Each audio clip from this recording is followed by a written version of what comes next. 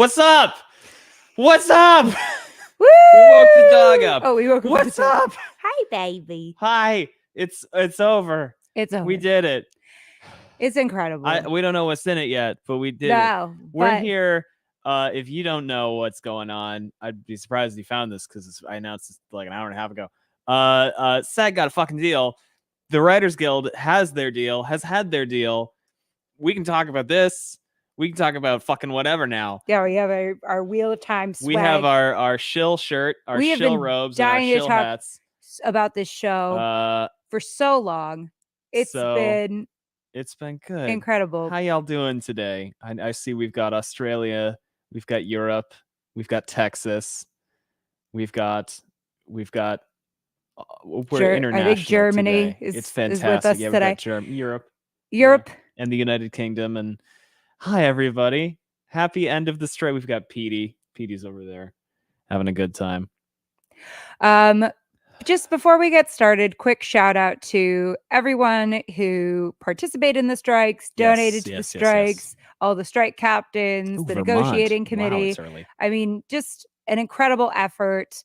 It was tough. It was long, but it just really showcases everyone's ability to come together and take care of one another during what is a difficult time. And we can accomplish great things when we all work together. So thank you to everybody.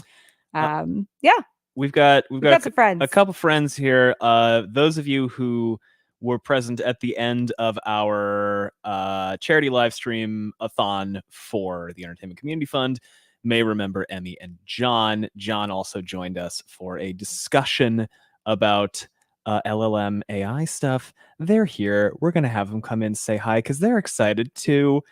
Hello. How's it going? Hey guys, how are you feeling tonight? Happy new strike year. I mean, non-strike year. Woo! I know. I feel like I was counting down.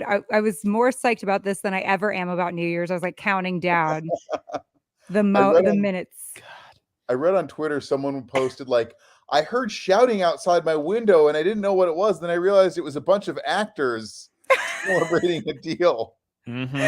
I know. Everybody's partying. It's the right town for that. There's a handful of good towns for that. This is probably the most right town for that. Yes. But I'm feeling, good. Obviously, depending on what is actually in the deal, I'm sure it's everything everyone wants. And obviously, I'm very curious what the AI protection SAG got are. Yes. They should get better than what the WGA got. Like we should have been the floor and hope that they got more. Yeah.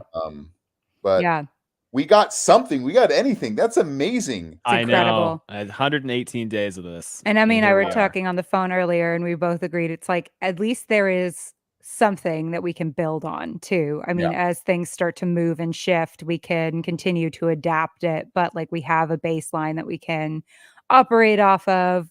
I mean, I don't know what the SAG one looks like, but for the WGA, that it's solid protections with the potential for us to build in new things as things tend, evolve.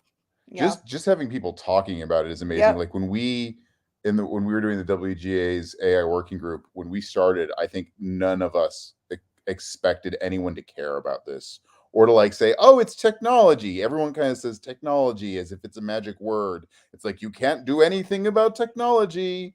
And we're like, well, and if you do, you're just slowing down progress and you're anti-progress. You're a Luddite. I'm like, no, I like my cell phone. I use it a lot. I don't mind that. I just also want people to have jobs and be able to do things they love and, actually care about humans and maybe a world where technology serves humans rather than the other way around. Anyway. Yeah. Have both. Not just the one. I was promised a collar that could make my dog talk. I was promised a jetpack. I want to have a job where I can make stuff, and then I want technology to do things that actually make me happy. And flying cars. Not driving cars. Flying cars. Yeah. Elon Musk get on the flying car. Drive them. Or fly them, I guess. We all get our pilot licenses for our flying cars. I would love to have a pilot's license. Exactly. Let the people do fun, creative things and let the robots do all the stuff we don't want to do. Like, where is my house that does my laundry for me? I want that. Let's work on that kind of progress. Yeah. It was funny. I was watching the SAG's AI person, Justine Bateman, went up to Silicon Valley and did an AI event today. And like the person was like, what boring part of creativity are you so happy that you can have help with an AI? And she's like, what are you talking about? I like all of the creative stuff. I like doing it. She's like, if you want to automate away the creative part, like, why are you in this industry? Yeah. And, Isn't like, that the fun part? Yeah. That is the fun part of the industry. Like everything else, that is I mean, it's still fun, but like it's more stressful than the creative part's the fun part. Yes, exactly. It's also like the meaningful part that like that's why you like don't get paid for so long, or that's why you do it even if you're not paid, if you're like a fan fiction writer. I mean, by the way, I want to say thank you to everyone who's part of your group, because I went to the US Copyright Office and I saw like all the comments people had posted and submitted. I just was reading through them, just be like randomly, like how much of this is going to be like venture capitalists telling me how amazing AI is. And I started just randomly going through the comments, and it was just tons of people, like professional writers, fan fiction writers, artists, just saying, hey, exactly, woo, fan fiction. I'm like, you guys are powerful, you're strong, you're organized, you have a voice. Like, organization works, unions work. You get, like, we talk about this stuff. It's when we don't talk about this stuff that, like, can I curse on this podcast? You say whatever the fuck you want. Absolutely. Exactly. That's when the bullshit happens, when you don't actually talk, when you don't actually say something. And I was just very, very grateful to see that people did that. And where oppression in general lives is like when you don't talk amongst each other about things. That's when like insidious narratives and beliefs that you have to take whatever's happening, when you take the lid off or take the cover off, that's when progress can actually happen. But it's always scary because you're like, well, what if when I talk about this or I share this, what if people don't like it or it doesn't resonate? Right. But it's important to do it anyway.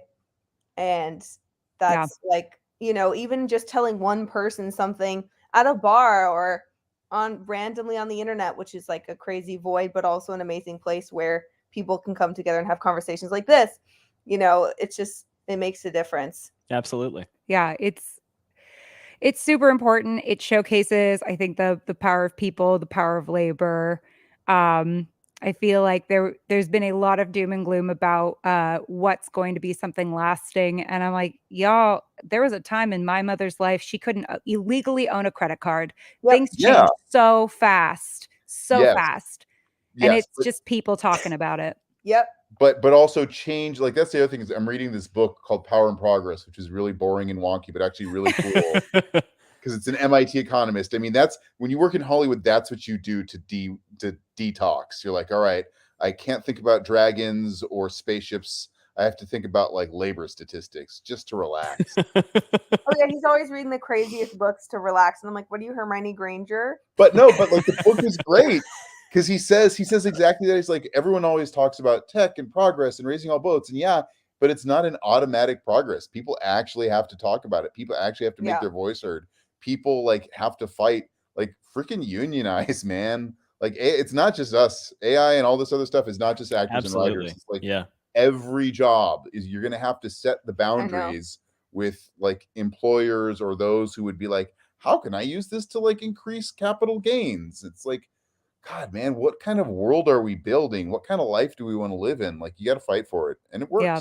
And content creators. Oh yeah. Content creators are gonna have to unionize on like YouTube and Instagram and TikTok. Like, oh yeah, that's coming. It's just horrible right now. People are running themselves ragged to feed the algorithm, and it's just like you're basically in real time watching people destroy their lives. Successful crazy content creators have like 1 million+ followers and whatever. It's like horrible to watch. It's like, wait, I'm just watching someone in real time get used by a platform, reality stars that doesn't care about them. Reality stars have started talking about it. Well, I know that's crazy. Can you imagine like Bethany Frankel's going Norma Ray? How nuts is that? It should so happen. They treat those people like garbage. They ruin their lives. Like there should absolutely be some group that's holding people accountable. I was reading that they take their credit cards and passports away, and like they can't like talk to people on time. It was like the guy who does The Bachelor. Anyway, I don't know. This is this is real. They're not allowed to have books. They're not allowed because it's not interesting for TV. They drive them around in those limos till they cry. Like they're like, do not let that girl out of that limo till she cries. It's wild. It's like wild. some kind of weird North Korea Hunger Games mashup with like Kardashians. It's like North Kardashian. Honestly, style. Suzanne Collins knows what she's talking about. She's very good. She got her start in Hollywood. She knows what's happening. Yeah, I mean, what I love about the strike is in part it started making other people go, should we be unionizing actually? I mean, so many people joined so many groups joined IATSE during this time and voted to do that. Groups in other countries, actors and creatives in other countries are talking about unionizing. I mean, it's important. It's important. There needs to be people holding the powers that be accountable because they won't care until you make them care. Yeah. Exactly. And apparently Gus needs to learn to swear better. That's one of my favorite reviews we ever got. Swearing is amazing, Gus. We got one hater of our podcast going, the boy on this podcast sounds like he's learning to swear for the first time. And I went, you're God fuck right.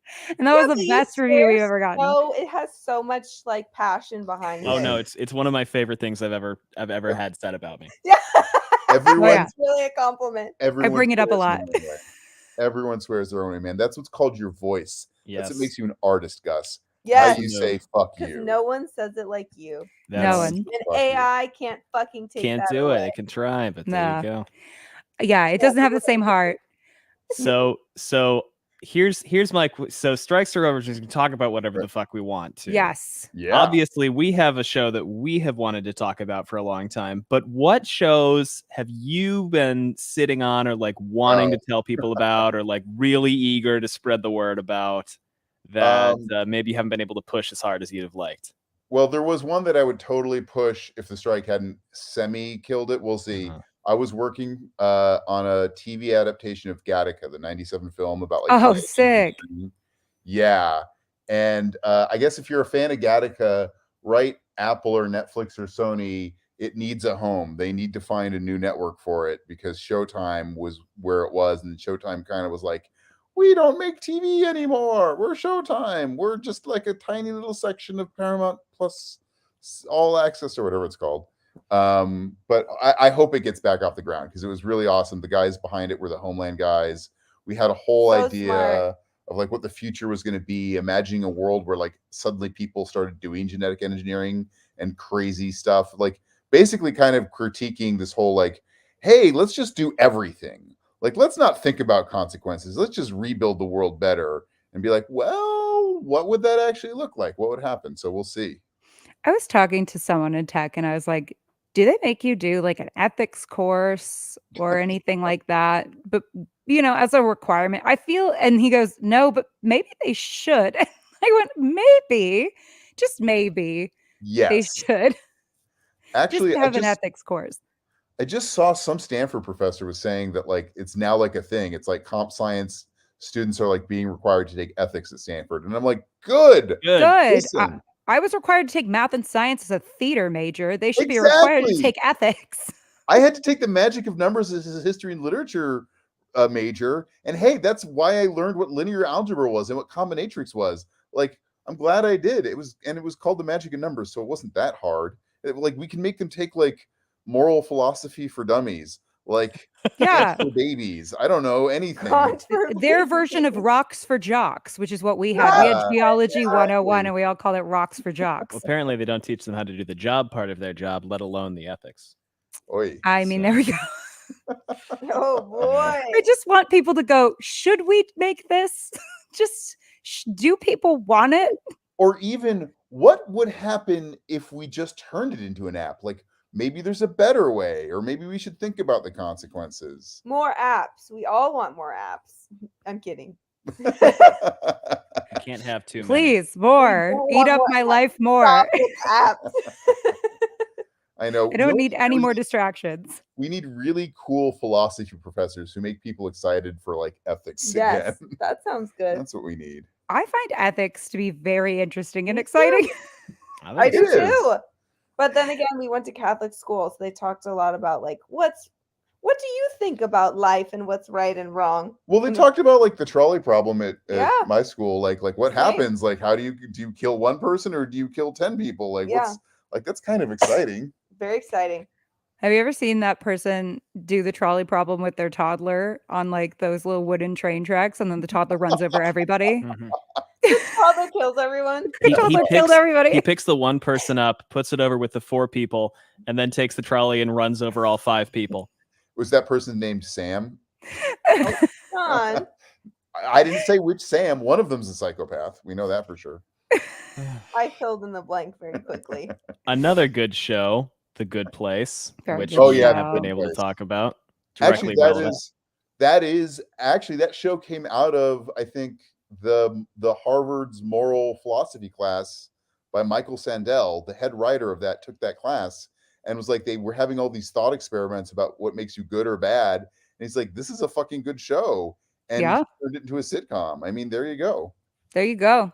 That's how it happens. You just get one interesting conversation and you're like, excellent. I will turn this into something. You know what? I think after Oppenheimer, maybe that's going to be Hollywood's next fad. They're going to go like option like David Hume's essay concerning human understanding. Yes. Or Hannah Arendt's, The Banality of Evil, and we're going to get some amazing adaptations. The people want philosophy. Perfect. They yearn for philosophy. People want philosophy. It's all they've ever wanted. It's what executives love to do. They're like, is this what the people want? And you're like, they want something good. Like, and that is an unquantifiable thing.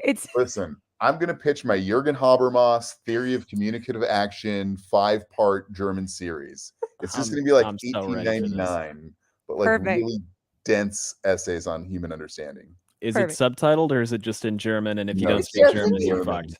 If you care, fucking perfect. German. No, you must learn German to watch this show. It will be very relatable. You can't really understand it. Perfect. That's an international audience right there. That is an international audience. Yeah, it's been the banality of such a evil. dive. Actually, that is, I might have to work on this idea.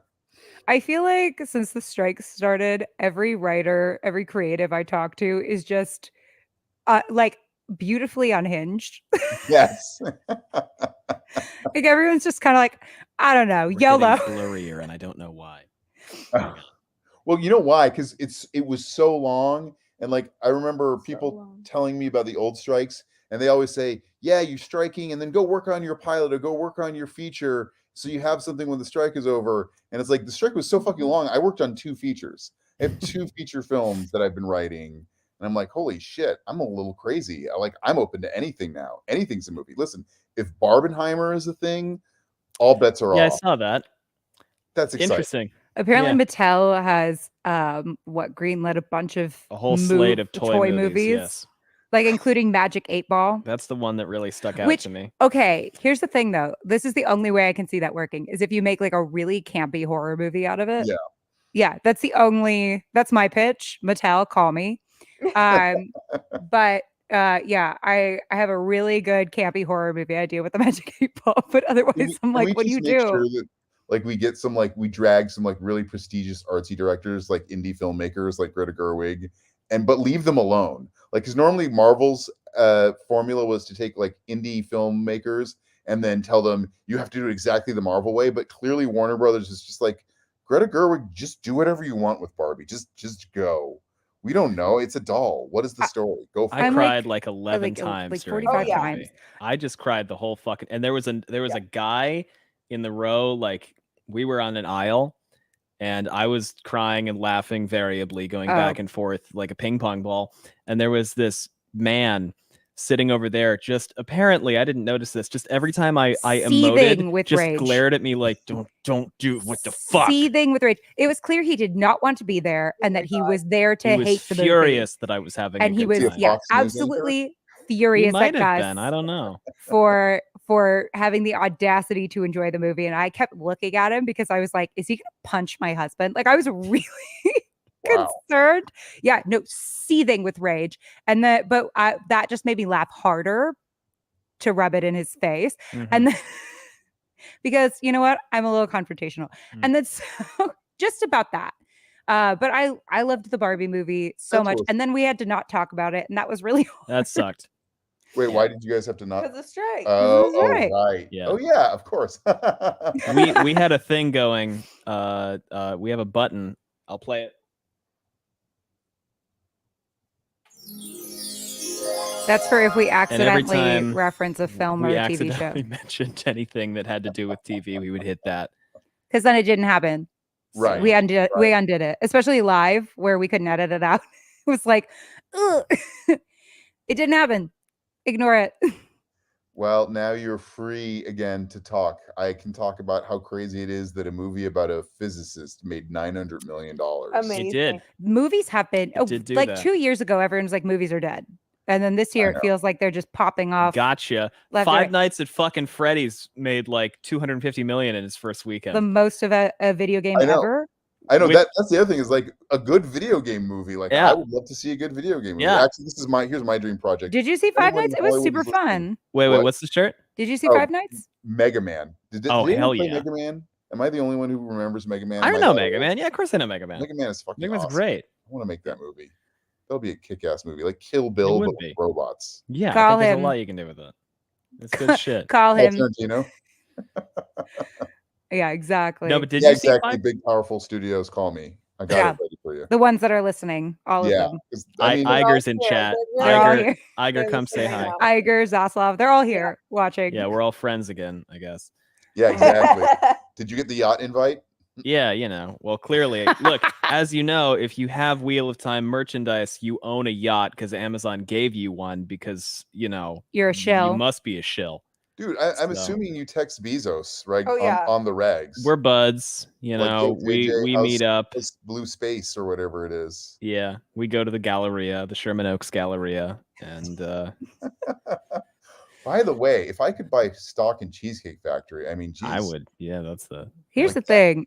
I want to know who the Carol Lombardini account was. Oh, fake. They're Carol? not gonna say Fake Carol. I know, but fake Carol. I want to And I buy kinda think her it's a better. drink. that they decided like I'm just gonna let this be my little thing. No, it is better, but I also am like, what a pity that because you would never not have a free drink in this town ever again. God of War, by the way, I think is going to be really interesting because that's a very tightly focused, combat-driven, but also narrative-driven game.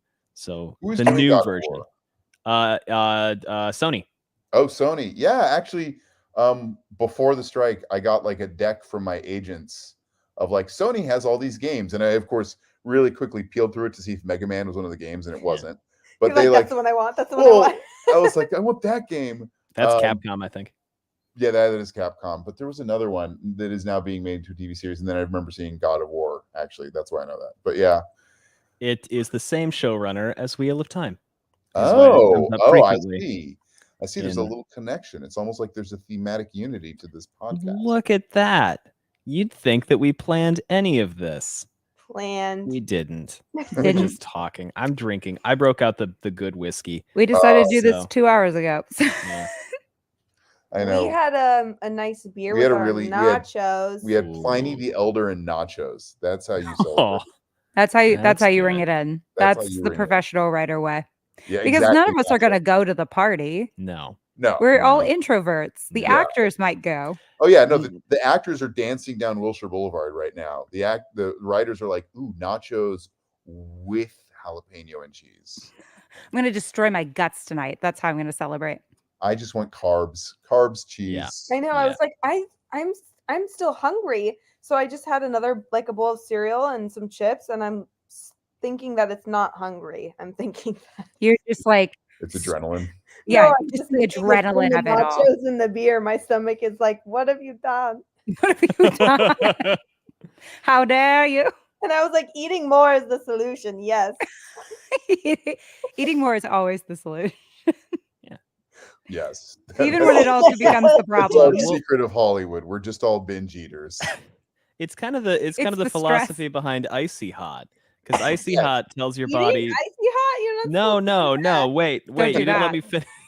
Icy Hot tells your body I'm really cold, and then it also Right. tells it, but I'm also really hot, and then your brain just goes, I don't know what the fuck's going on down there. Just turn it off.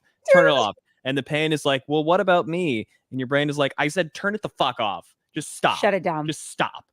That is actually how actors starve themselves. They'll eat nachos and beer and then be like, I don't know what to do anymore. And now That's what starvation. you do. It's science. It's a shame. So dark. It's a shame. What? Come on. Everyone knows that camera adds 20 pounds, which means every actor in Hollywood is 20 pounds underweight. It actually does add 10. It does add at least 10 pounds. It's horrible. Terrible thing. Well, maybe AI will fix that. Are Yeah, you let's wait. telling me Use that, AI for. that this industry encourages an unhealthy lifestyle? You're Surely kidding. not. You're kidding. Wait, speaking of the Barbie movie, I can't believe they let her make all the decisions that I she also made. I cannot cannot, believe but I that. was sitting there the whole time going, I can't believe they let her do this, and I love it. And I watched some interviews with her and Margot talking about how they did it. And I'm like, I still don't understand how you did it. Like, Like, I how know did what you you're get them to say saying, yes? what you to- did, but like, You you guys have magic mouths and hands because that's incredible. Francis Ford Coppola said making a film, you don't make a film, you commit Commit. a film. You figure out how to just like mess with them and like make sure the bean counters are looking in the other direction, and then you get away with something funny and great. That's very funny, and Yeah. I like that. I, mm.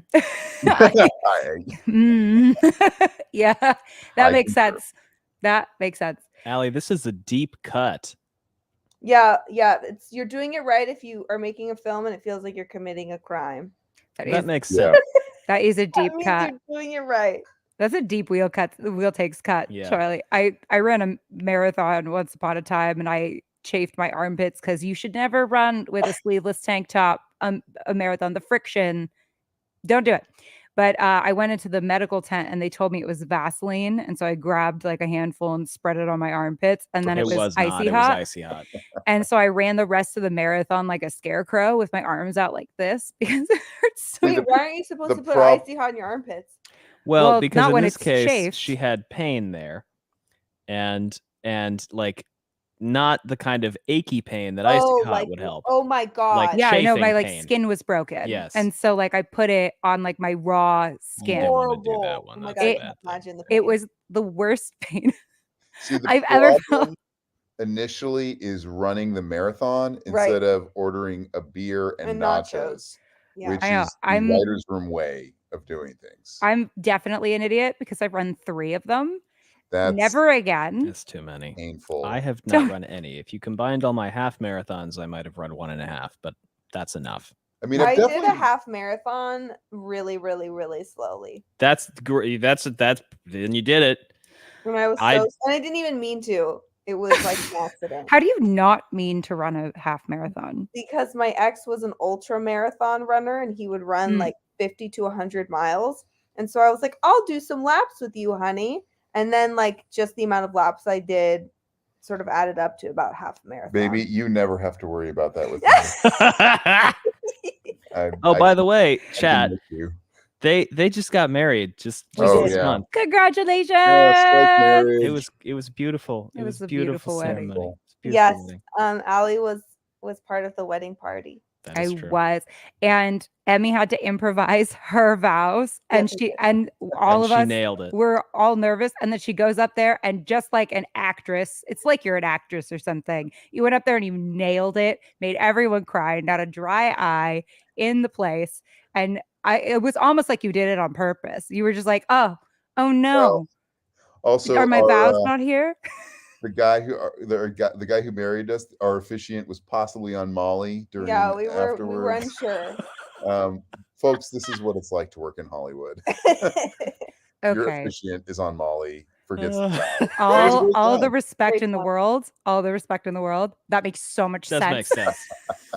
My favorite, I loved his whispering. He, our officiant, he like whispered a lot of, did. his officiating business. And It was kind of an ASMR. It was sort of it was thing. really an ASMR wedding. It was ASMR. There were lots of tingles, brain tingles. He's a wonderful indie filmmaker, man. Yeah. A director who like goes out and cold calls authors and says, "Can I adapt your book?" and gets them to say yes. And I'm like, more power to you, dude. More power to you. That was Very amazing. Very Ooh. fun person. Yeah. Petey has decided to engage in rebellion. Yes. He wants right. attention. He's like, enough with the strikes. I've heard about the strikes for 100 and whatever days. He's tired of it. May 2nd was when the first one started. So oh yeah, having flashbacks. yep. By the way, can I say thank you to everyone who's listening for saying congratulations? You guys are like really nice. Yeah, that's so They're nice. such a nice. Aren't they sweet? They're such a nice Yeah. group of They're people. just so nice. There's like Wow, 30 you of them guys in are here really right now. Mm-hmm. What's There's that? like 30 people watching right now. It's awesome. Oh, well. They love you. We love you too. Also, Love you. thank you. Like, by the way, strike support in terms of like just general public support. Like, you can't like move corporations if people aren't behind you and supporting you and writing to the copyright office and saying give them a fair deal. It's like, honestly, thank you guys. I mean, Like, just the way to go, honks everyone. when we were picketing, it was yeah. so empowering. I wore my strike shirt one day. I went from the picket line to like I went to get some coffee afterwards and walk the dog. And I was walking the dog, and this little old man, I was walking, and he like gives me a little one of these, and he's like, "Keep fighting." It's the cutest thing I've ever seen in my life. And I was like, "Thank you." I totally had that. I went to like a weekday farmers market, and like the lady who makes cheese, I was wearing my WGA shirt, and she goes, "Hey, you!" And I thought I was in trouble. I was like, "I didn't steal your cheese. I promise, I didn't steal the cheese." And she goes, "No, I want to ask you something." And I realized I had my WGA shirt on, and she's like, "How's it going? Like, don't let them fuck you." And I'm like, "Okay, thank you, cheese lady." She's like, "Here's $1 off cheese." Okay, thank you. This is the sweetest. Whoop. What are you doing? He's trying to move. What are you doing? He's trying to get a move on. He's a big boy. So when He's he moves, huge. it's like an earthquake. Yeah. But so, yeah, I mean, it was just the amount of support, all the people who donated for our little fundraiser. I mean, that was amazing. I mean, I had so many donations to like the strike funds and the for the crew, grocery for, like, writers, funds, assistants, for everyone. Like, I mean, because I think every person on the lines knew that every writer's assistant, every PA, every set decorator, everyone who's out of work, like it was affecting them too, and they needed resources. And it was like a broad fight, because we're like fighting for the future of the industry, that this industry kind of can still exist and last, but that doesn't mean it's not hard on those people. And everyone just being generous and donating money so that everyone else could get by. It's fucking hard to do this. I mean, I was just talking to somebody today because I got some not awesome news today about some stuff. It's all good. You know, that's the name of the game. And I was out with a friend for coffee, and we were just kind of talking about it. And it was just like, you have to love this more than like is logical in order to make this work. I mean, unless you get absurdly lucky, you have to love this more than anything, because it's like, it breaks your heart all the time. If you talked about a boyfriend, like you talk about your creative career, your friends would be like, "Girl, leave him. He's no good." You know? Like, "Oh, he ghosts me. He breaks my heart, doesn't show up, doesn't come when I need him. Doesn't tell me the truth, just says everything's going to be fine, and then nothing happens, and you're like, what's going on?" It says, raise my expectations, then, leaves. I got 7 rejection emails on my birthday one year. That was fun. Oh, nice. And I was just like, cool. Sounds about right. Awesome. Or, I mean, honestly, the rejection emails are great. It's when you don't hear anything at all. Honestly, it's so fucked up, because you're like, "Oh my God, thank you for saying you hate me. Wow, I can't believe you responded to tell me I didn't get the thing. You acknowledged my existence. How incredible." And so it's just like, but what's amazing and so empowering and enheartening is that everybody does really genuinely want good things for one another. And nothing has shown that more. And their want to take care of one another than the past few months. I mean, it's just been such an effort on and at every level. It's just been a amazing. community. Listen, you don't become like a tech billionaire founder doing this, but like you work with good people, and the joy is doing good work with like great, like, Wheel of Time, the crews, the writers, like if you're lucky enough to have people who are in it together and you feel like you're working towards something cool, that's amazing. It's the best. It's a collaborative community. That's what our industry is. So like when people were talking about, oh man, the writers, they don't realize how hard striking is. And yes, granted, we sit in offices under neon lights and look out the window longingly at the sunny sky while we are chained to our laptops. It's true. Once you get out there, people like come together, and it's very much, I don't know, it's kind of a beautiful thing. It was a beautiful thing. I mean, for the most part, pretty much everyone, with like a few notable exceptions, were so in it and so supportive and so helpful and wanted to be doing this. Not just for themselves, but for the future of the industry. I mean, I truly believe we saved entertainment this year. I hope so. Well, I hope we also set a precedent for other people, because like it is Absolutely. also not just entertainment. It is like Exactly. everyone's going to be dealing with this. Get out there, fight for yourself, like steer the conversation towards like empowering people. Yes. Like make the better world better by talking about it and the actual details, and not just like writing a blog post about how you're going to give everyone a UBI one day and like random vague stuff. Like actually do things, actually think about it. And it's boring, it's slow, but it can happen. I mean, I hope that it's inspiration for more stuff like this, because you're right, it is going to just continue to be a thing. And my thing was, I was like, this has to work, because if they can go through these unions, which, respect to all other unions, but they don't have Meryl Streep in their union. Right. They're going to go through the other unions like tissue paper. Yeah. But hey, they didn't. Look, the United Auto Workers, they did not. They that was cool. That was awesome. Teamsters, man. That's the Teamsters. My grandfather was a Teamster, and the first rule of Hollywood is you do not fuck with Teamsters. You do not fuck with Teamsters. When they invented the car, everyone was like, well, Teamsters are irrelevant now. And it's like, no, we're fucking Teamsters. This whole thing exists to serve people. That's what this shit is all about. So don't fuck with Teamsters. Yeah. Number one strike lesson. I know you stayed up for this, and we don't want to keep you up too late. And on that note, don't fuck with the Teamsters. Don't fuck with the Teamsters. Don't fuck with the Teamsters. If there's one thing we've learned today, it's don't fuck with Teamsters. Yeah, don't fuck with And Teamsters. happy strike ending. Happy strike over. Love you. And if you still want to say something to the U.S. Copyright Office, I just realized this. They are actually allowing people to comment on other people's comments. Ooh. So if you still want to kind of like fight for the arts, you can go to the U.S. Copyright Office. Do it. You can look up the public comments of Meta, Google, Microsoft, OpenAI, Amazon, whatever, and you can very strategically take apart their comments and say, no, human learning is not the same thing as machine learning. Not the same. Not even remotely. Not even remotely the same. And that the training data is actually someone's property, and that maybe you need to ask permission or consent. So you can still do it. You can comment until November 30th. Excellent. So if anyone wants to do that, I would go give Meta's, for example, maybe Meta's AI comment. Go to the Copyright Office, find it, and be like, excuse me, Mr. Meta. Excuse me, Mark Zuckerberg. Mr. Meta Zuckerberg. I forcefully dispute your fallacious contentions. Is this only US? I believe anyone can comment. So when I did it, unless there's some kind of weird VPN thing, they just let people comment on it. They didn't ask if I was a US citizen. So gotcha. Give it a try. If there's a weird server thing and it won't let you, the website won't let you, but give it a try. I think anyone can do it. Can you not necessarily now, but maybe when you log off, find that link and pop into this chat and just throw it in the chat? Yes, we will do it. We will do it and pop it in.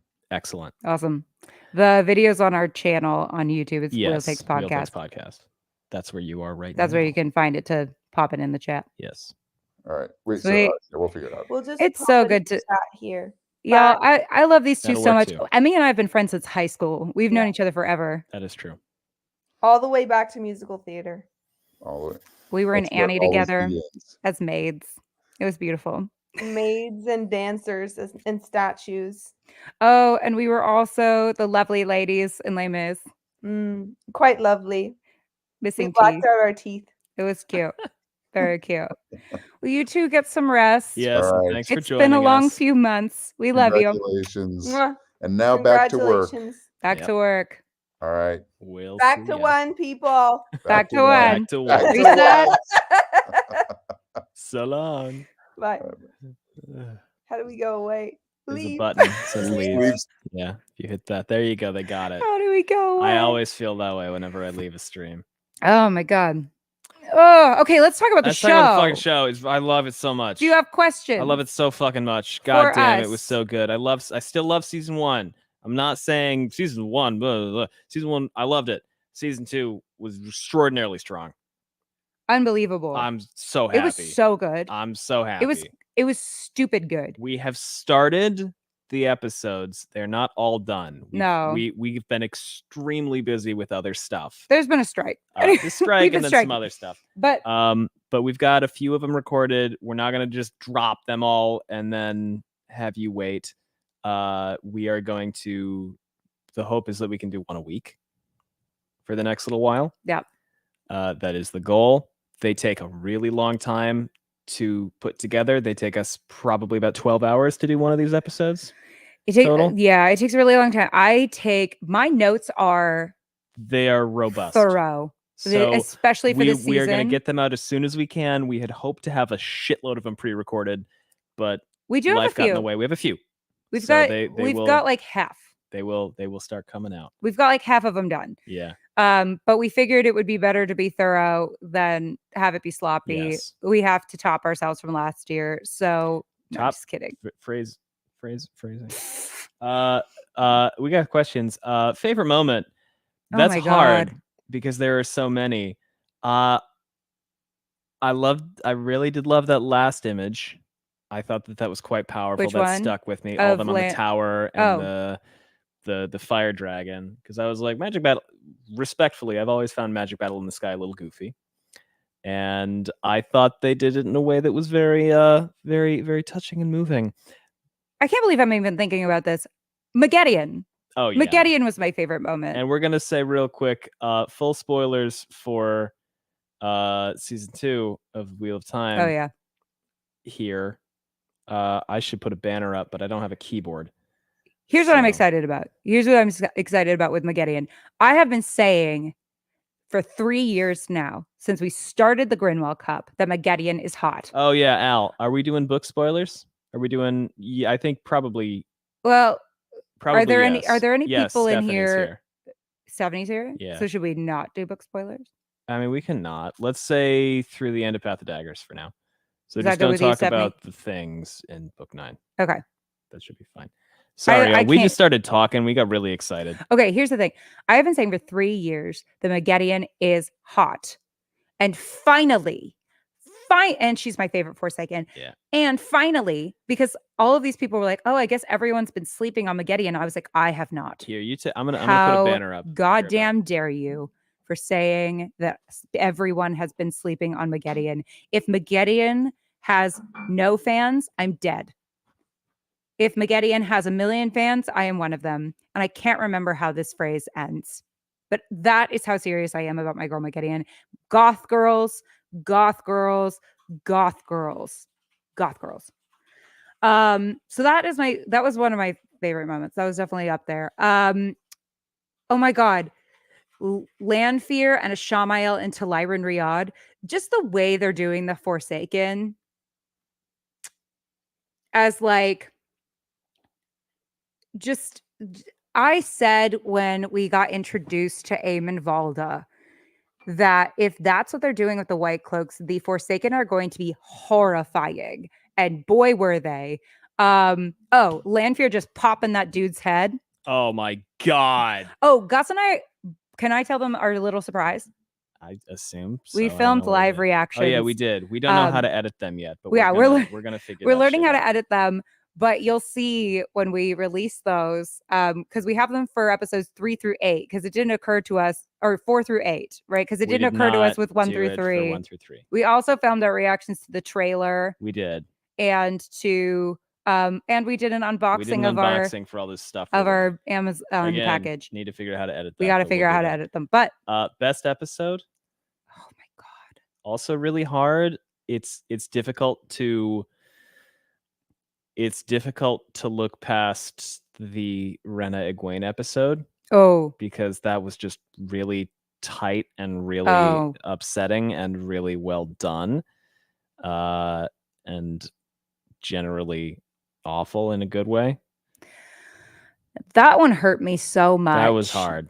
I don't know if I only would say it's not my favorite episode just because it hurt me so bad. But also, like, but it was so well done. Episode 3 was also. I was gonna say 90s Test, and I was also Really, gonna say really I strong. personally loved the Land Fear reveal. I thought they did such a good job of that.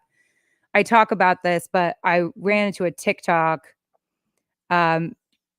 where I'm writing a mystery comedy right now, and comedy is mostly where I live, but I like to genre blend a lot because I get bored.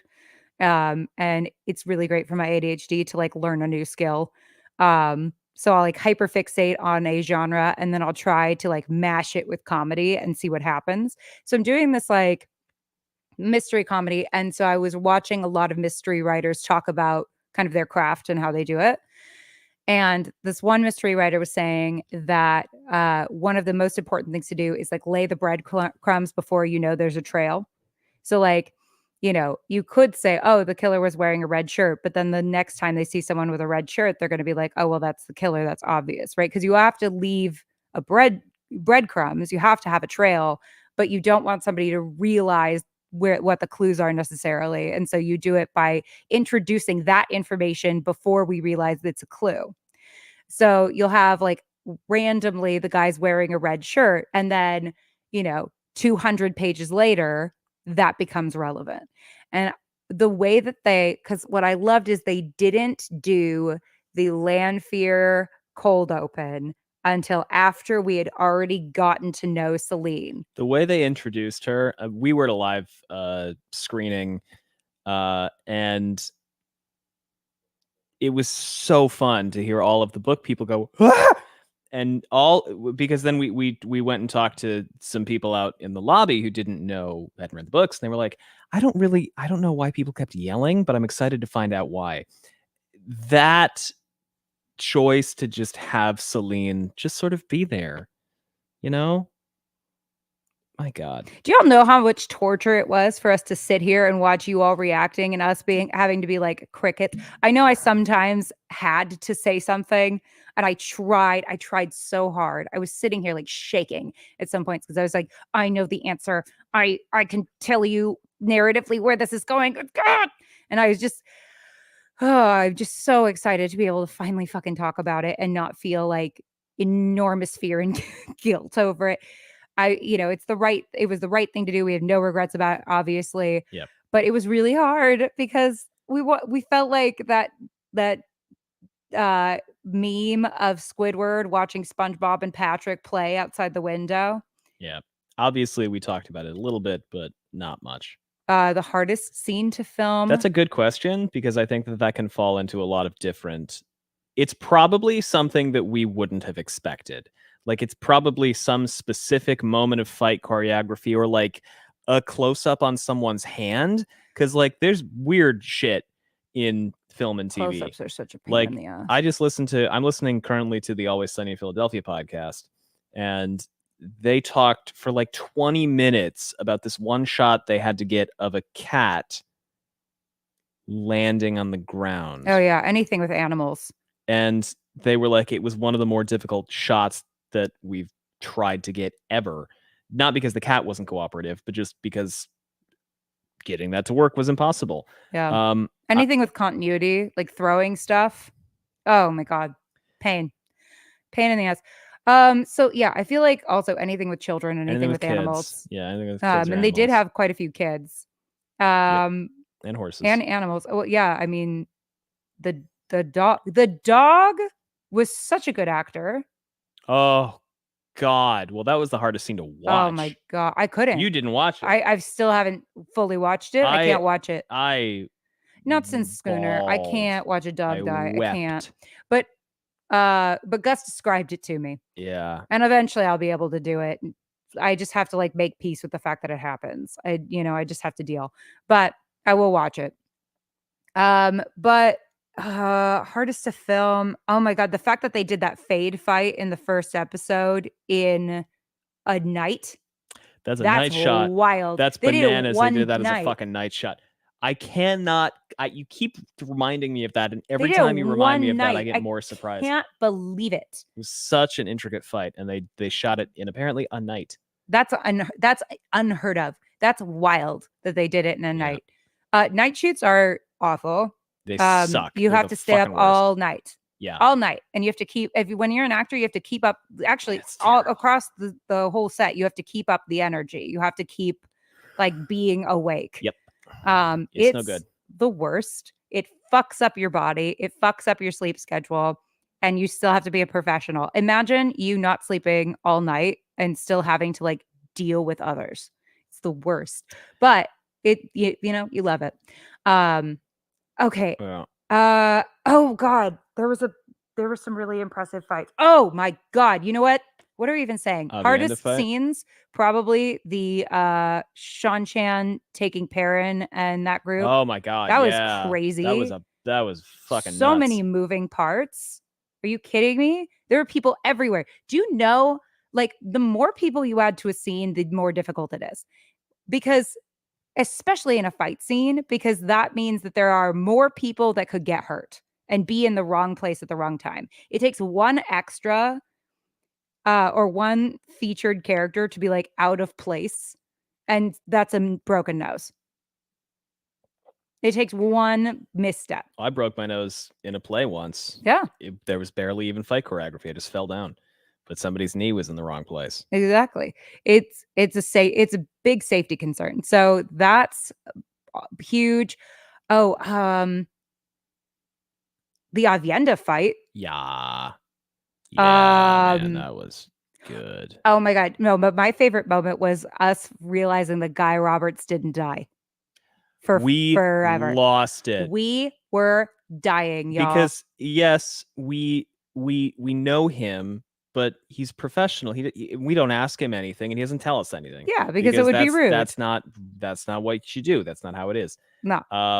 And we had messaged him after we watched episode 3, and we were like, "Oh, sorry. Oh man." He was like, well, we sent him condolences because we know Jessica also. Yeah.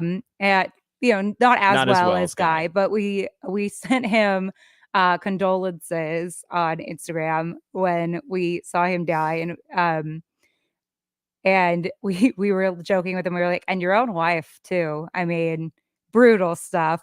And he goes, yeah, it was such a great time, and he's so such a hard big to not fan. know. So we were like, we get why your character died, and I mean, for all the people who were like upset at the time, we were like, no one's more upset than us, right? Because we loved seeing him on the show, and he's such a big fan. But we were like, listen, narratively, we totally get why Uno was the sacrificial lamb here. It's fitting with his character. Uno as a character is really fun, and he's a big fan favorite. But like, what does he really do at this point in the books? Not spoiling anything because he doesn't do anything in book 9 either. But so like, I was like, I totally get it. And Guy was so gracious. He was like, I really just appreciated the opportunity. The fans are amazing. Yeah, he got us so good. He did. He laid it on so thick. Some people are hoping maybe you'll come back as a hero of the Horn. He said, haha, I'll have to tell Rafe. That's funny. So when you'll see our reaction to that, when I'm sure we blew out the mics. We lost our shit. I have no doubt we lost our shit. We were cackling. We were screaming. I was screaming, "Yeah, Guy, get it!" Petey freaked out. Petey freaked out. He was like, "Who?" We scared the dog. Who's here? What's here? Yeah, we scared the dog. We're so excited. We're falling behind on questions a little bit.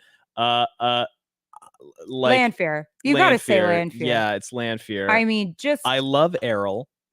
I love everything about Errol, and I love what Errol does to Rand's arc. That actor chewed those scenes. Rand has an arc, and Errol contributed to it, and he was great, and I loved it. Be professional. I just said Rand has an arc. Lanfear. I mean, she just blew it out of the goddamn water. Everyone who said that actress wasn't hot enough to play her owes me $100.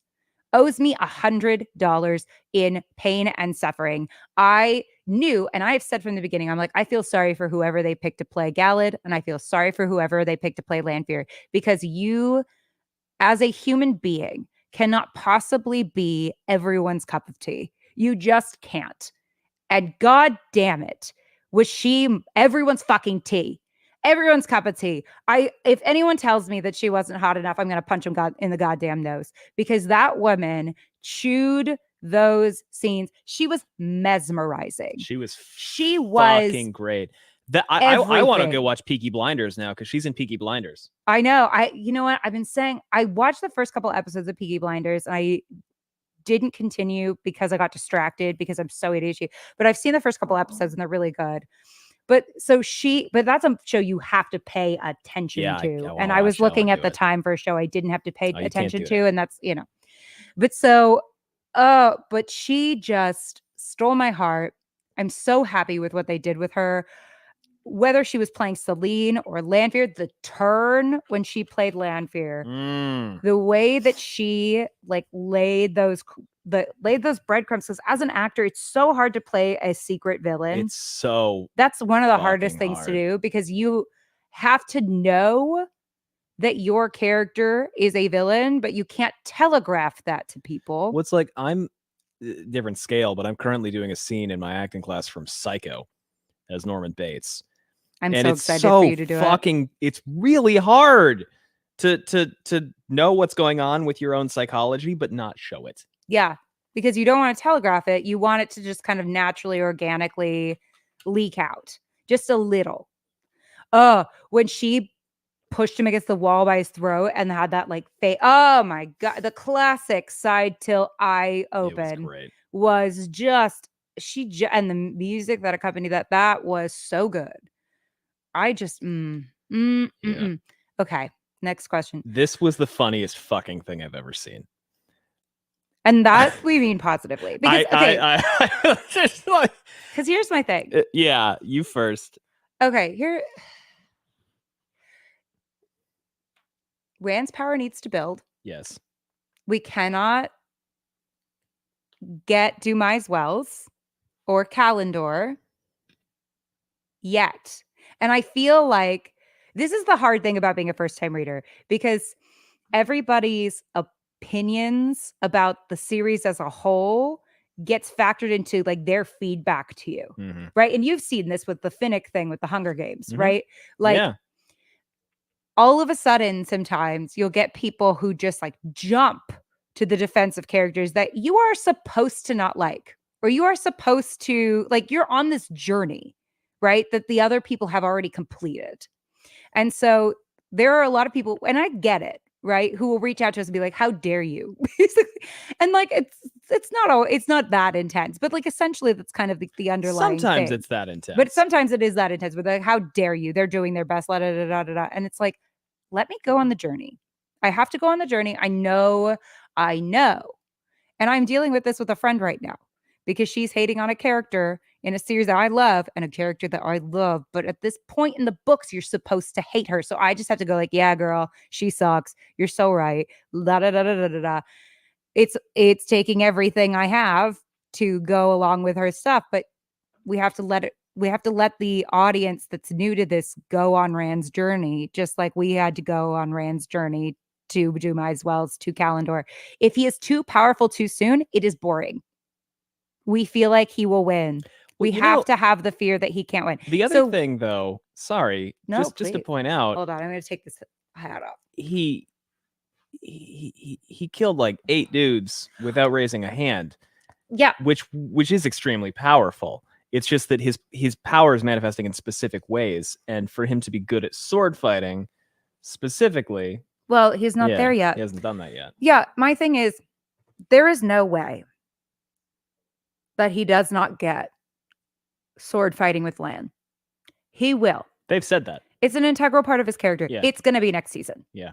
Rand's going to get level ups, I believe. And you can quote me on this. He will get levels up in sword fighting and magic next season through Lan and Asmodean. He's going to be spending specific time with them next season. It would not have been believable for him to fight Turok in open battle. Well, I think at this point.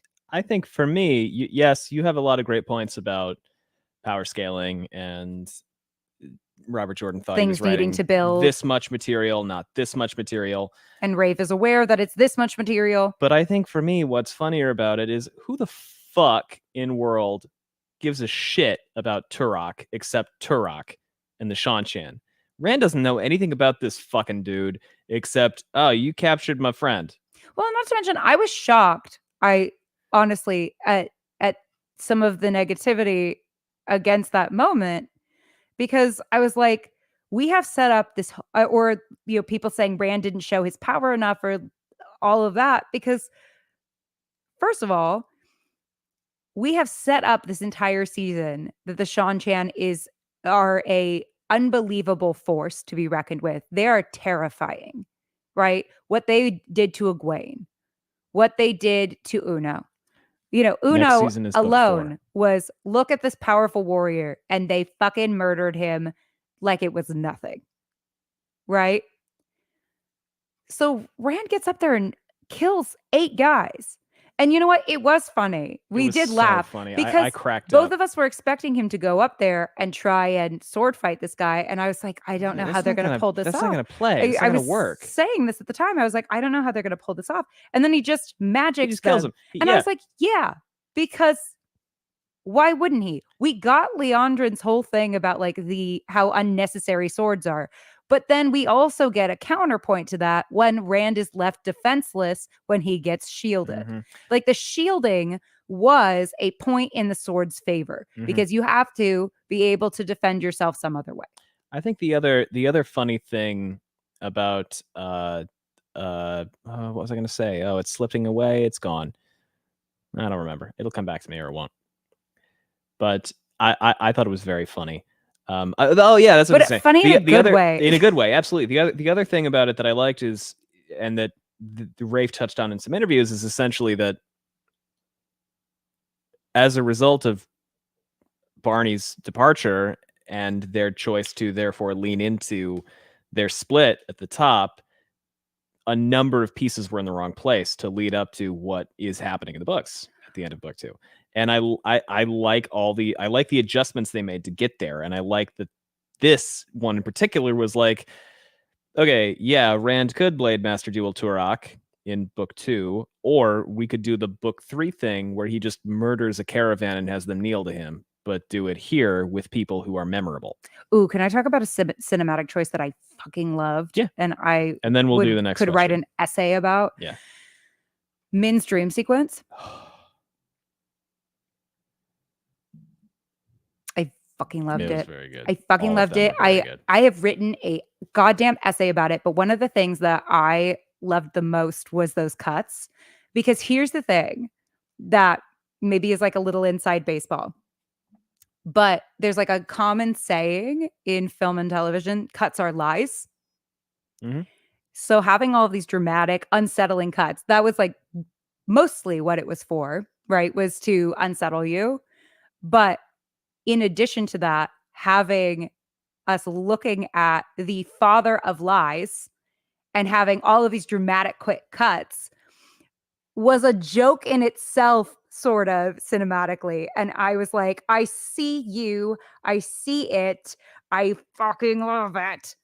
Anyway, so that was one thing, like from a just film and TV nerd perspective, I was like, oh my God, cuts are lies. Father of lies. They must be doing that on purpose. And it's so smart. Anyway, I loved it. I'm going to say everything to do with Rena for me. And also Hopper. And then also the Horn. Yeah. So like most of episode 8. Oh yeah. But also most of episode 6. All of them getting together at the end. Moraine and oh Lan. My God. I didn't think it would make me as emotional as it did. Well, because I was screaming the entire season. I was screaming into a pillow the entire season, because here's the thing. Yeah. I've watched a lot of movies and a lot of TV. This is what I studied. So I completely get why people don't, and it can work for you or it cannot. And that's like all completely fine. Opinions are valid as long as you're not being a racist. As long as you're not being a dick or death threatening people, whatever. But I was sitting here screaming into a pillow because Moraine said to Lan in episode 2. Is it episode 2? Yeah, it's episode 2. She goes, I can't remember the exact wording. Something about we were never equals. We were never equals. Thank you. And everyone on Twitter was like, I can't believe she said this to him. I can't believe it. I can't believe it. I said, I can't lie.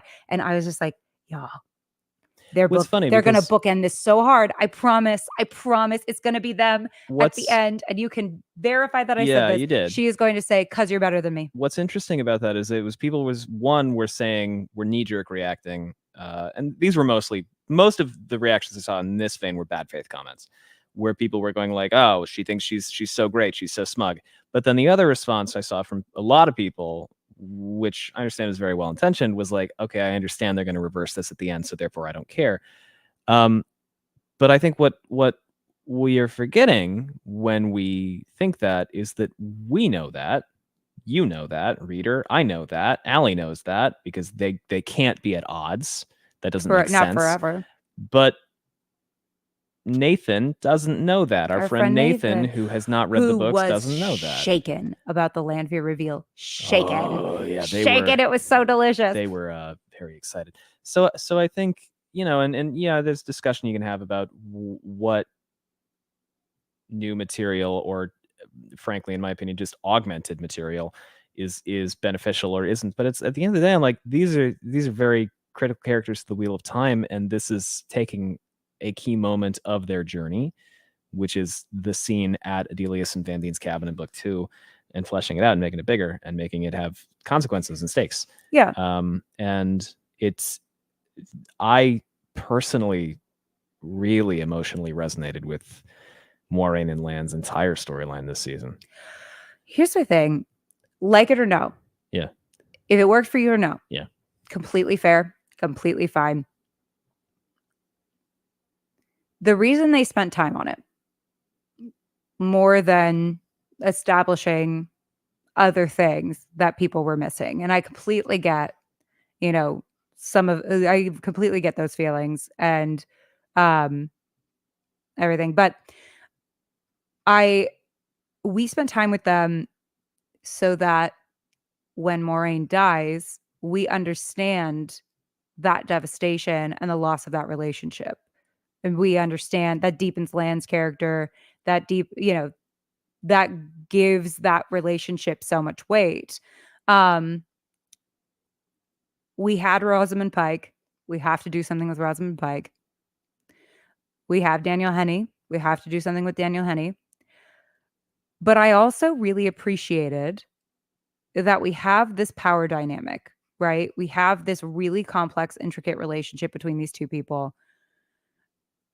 They have lost something integral to their relationship.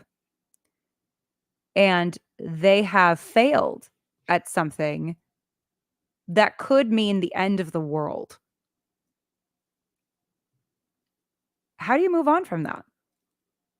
How do you reconcile that when, like, Moiraine has given up, as you see over the course of the season, she has given up everything. Every fucking thing. For this cause. Everything. There is no work-life balance for Moiraine, right? She has no fucking life.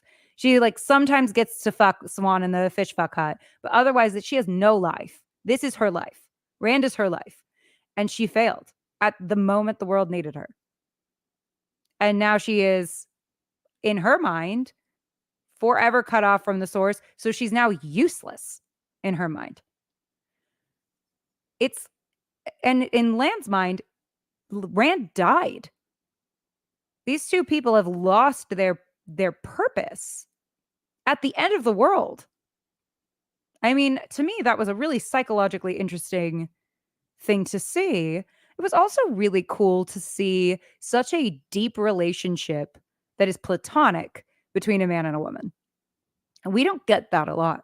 We don't get those, like, deep, profound relationships between men and women that aren't romantic. And they exist in the real world. People argue that they can't, but they do.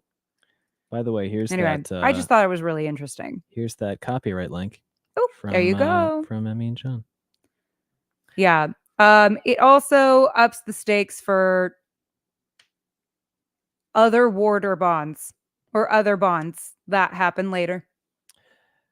Allie, whose arc were you most intrigued by? Whose arc was I most intrigued by?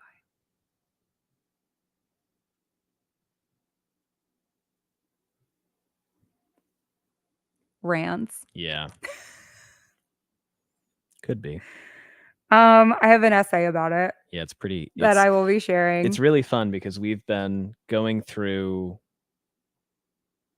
you know, A, B, C plot still applies, even though we have D, E, F plots sometimes, because we're getting to the point now where there's so much going on that individual plots are broken down by location. Yeah. Not by person. No. So as we have been working through the episodes and discussing what might be the A plot, and then it's, by the way, then it splits again, because when they're all at Falm, then there's an A plot, B plot, C plot, and then those threads unite at the end. And as a reminder for folks who haven't listened to our season 1 coverage, the A plot is usually the plot forwarding plot. And so far it's like mostly Rand. Even when he doesn't have a lot of screen time, it's usually him. Mm-hmm. It's his arc is even in the costume design. Mm-hmm. It's really, and we'll really talk rich. about that. It's really strong. I mean, the costume design, the angles they shoot him with, the entire season, he's looking for a mentor. And by the end, it's like he doesn't necessarily find the perfect mentor. Like, he's looking for who he can work with. And there's this whole moment where he rejects both Celine and Logain. Yeah. Because they're not soft enough. Like, his whole thing in the books is like, I need to be hard. I need to be hard. I need to be hard. And we see like sweet, soft baby Rand. I don't think it was a coincidence that my feed was constantly filled with, oh my God, I love Rand. I've fallen in love with Rand. This is the Rand that I know. This is my sweet baby Rand. We need to see him so we understand the changes that occur. And so that we can miss him. And so that we can miss him. And so that then we can also, hopefully, I think I'm starting to see him come back. Mm-hmm. Right. So seeing sweet baby Rand, and it's like in every shot, he's doing something sweet baby Rand. And oh my God, I cannot wait to break this all down for you and like what they're doing, but, and how they're manipulating us into loving him. But, he is constantly connected to Moraine in the color palette, in the location, in the shots they use, but he is looking for mentors. And it's not a coincidence that all of the mentors that he is seeking wear clothes matching Moraine's. He's looking for his next Moraine, but he is looking for a Moraine that is perfect. And he starts with Errol, too soft. He has to protect Errol. Errol can't protect him, even though Errol is like the ideal person in his mind in terms of like his kindness, his generosity, all of that stuff. But Errol is a problem. He becomes infatuated with Celine. Celine becomes a de facto mentor to him for quite a while. Right. And she is wearing specifically clothing that evokes Moraine the whole time, with peaks of black lace under it that come out slowly over the course of the show. So we're getting these like little breadcrumbs that she might not be the mentor that he thinks she is. And then we get the kind of ending of that, or so we think, at the Kyrian party, right? We get the like him rejecting her because she is callous about the suffering of the people in the Foregate, people that he thinks she should be aligning with, right? That he thinks she identifies with. So he's horrified by her. Then he goes, okay, now he's driven back to Logain, even though he rejected Logain in a scene before that. He is driven back to Logain in a desperation, Note that he has changed as quickly as he can out of the jacket that Celine got him. It's the next fucking scene while the fireworks are happening. He already ditched the jacket.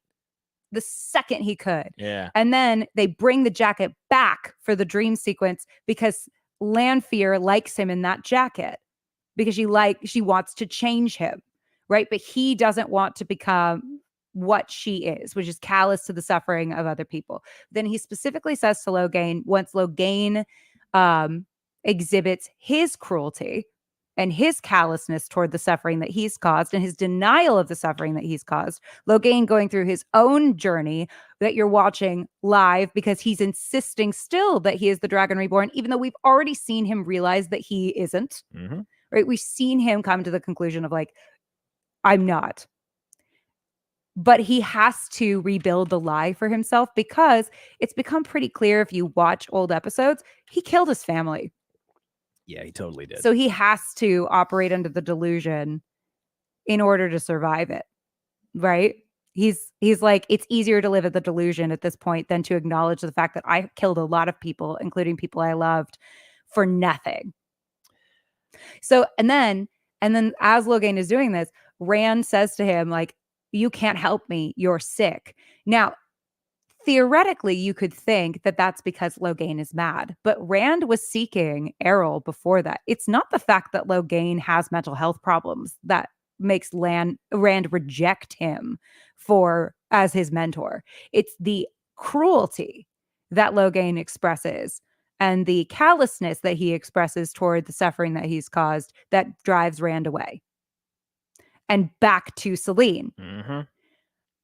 Now he's kind of the middle ground for and the then time being. Rand suddenly realizes at that point how once Lanfear is killing him. And the question this whole time is Rand is seeking all of these imperfect mentors. Moiraine has proven herself to be an imperfect mentor, which is why Rand has ditched her, right? And hasn't stayed with her. And she is grappling with the fact that maybe she isn't the right mentor for Rand. Their arcs this whole season are deeply linked, right? And I've just also loved the entire exploration, and oh my God, the essays I've written about this of like, who is the monster? Oh yeah. And what is a monster? Oh my God, it's so good. But so, okay. So not while to pat he's ourselves grappling on the back too hard. Oh my God, it's so good. Why am I patting myself on the back? I'm talking about them and what they're doing. I'm also proud of your essays. They're very good. Oh, I'm not. Well, you know what? I'm gonna agree pat with my her on essays the or back. don't, but I'm like obsessed. Yeah, I'm obsessed. So, okay. So Rand gets driven back to Celine as like he's like, well, she's the least bad option, right? Even though she is maybe going to try and make me into a person that I don't necessarily want to be, right? His instincts are wrong. And he starts to realize that right before Moiraine gets to him in time. Because the question through his entire plotline is, will Moiraine get to him in time? Especially as we start to see that Celine is not the right person for him. She gets to him right in time. They're together after that. Yep. This is setting all of what they go through up down the line. Especially the fact that it is from Lanfear that she saves him. Not to mention also, and then again later. Also, something that Rand is struggling with the entire season is that he thinks he should be alone. Yep.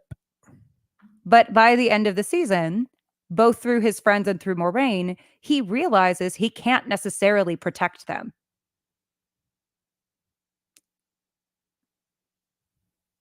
He can't do this by himself. He cannot be a one-man band. He can try. And I'm sure that he will have some backsliding on this.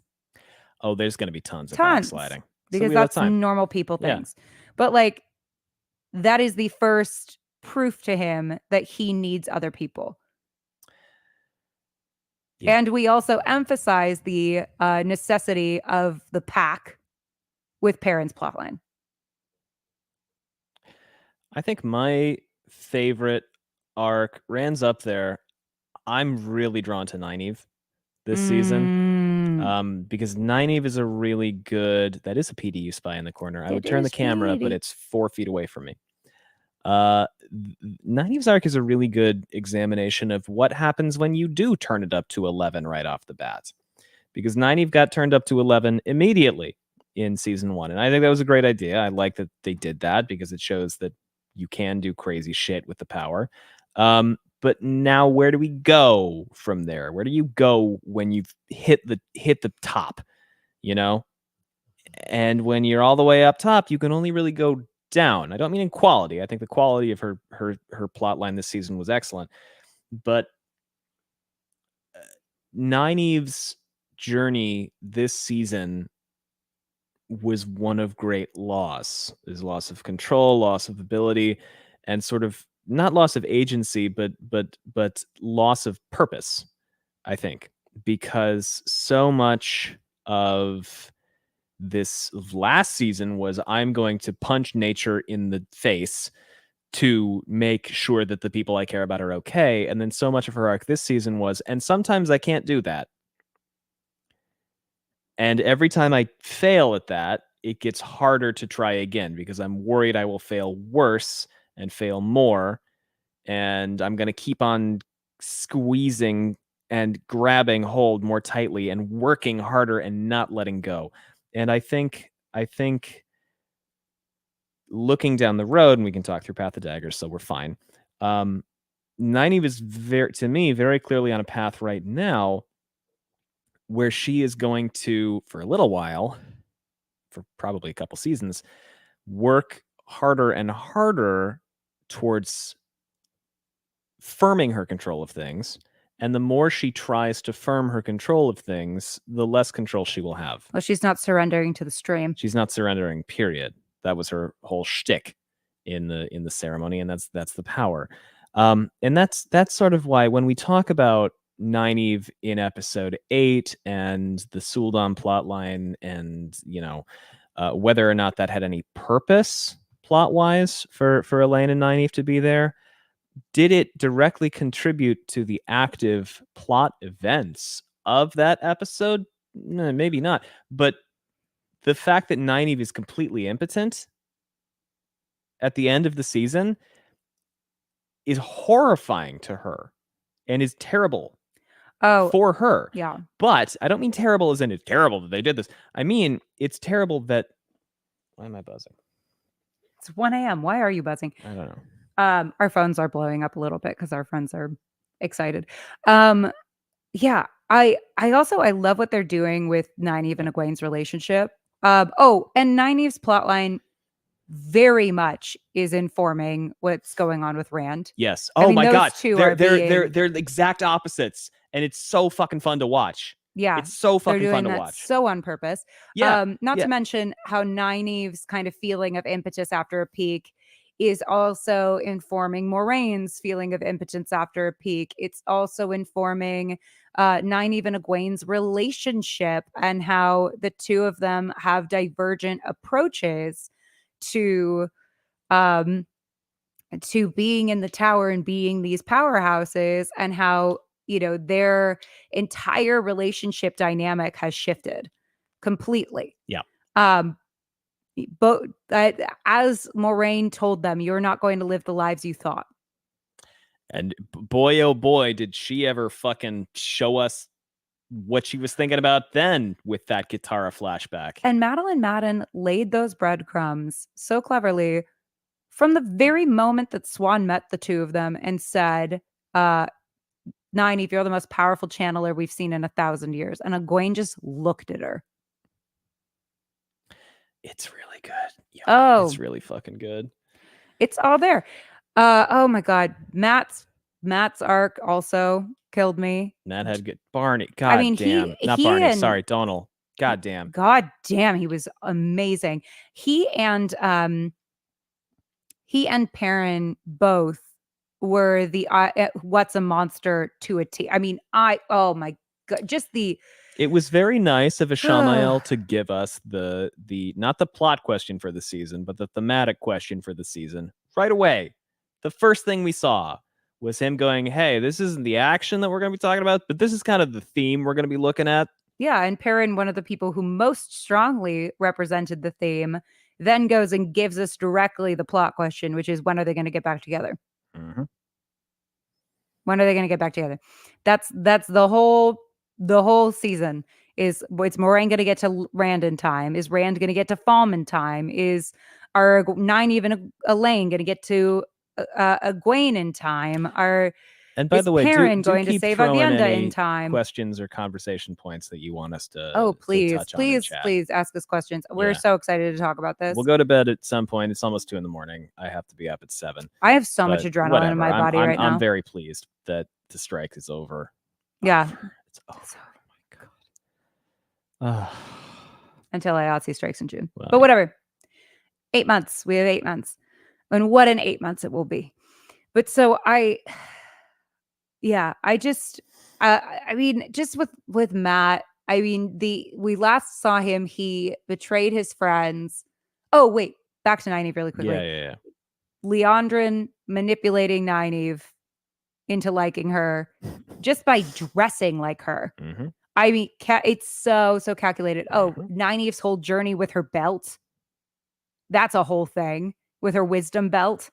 That's a whole thing that I'm going to get into. Like when she's wearing it, what she's doing with it. Egwene and the I don't want to use my hands channeling. That's a whole thing. Oh my God. Kira Coveney as Elaine. Oh my God. I screamed when I saw her. I screamed. Gus and I She were was so good. smacking each other, like losing with joy our fucking minds when she showed up. She was everything. She was everything. I mean, just her like, I like to tinker with things. Yeah. And with alcohol. With alcohol. Favorite change from the books? Probably Celine. Well, yeah. It made Rand not look like a complete idiot. Yeah, Celine. I really like what they did with the accepted test. I like that they gave it weight.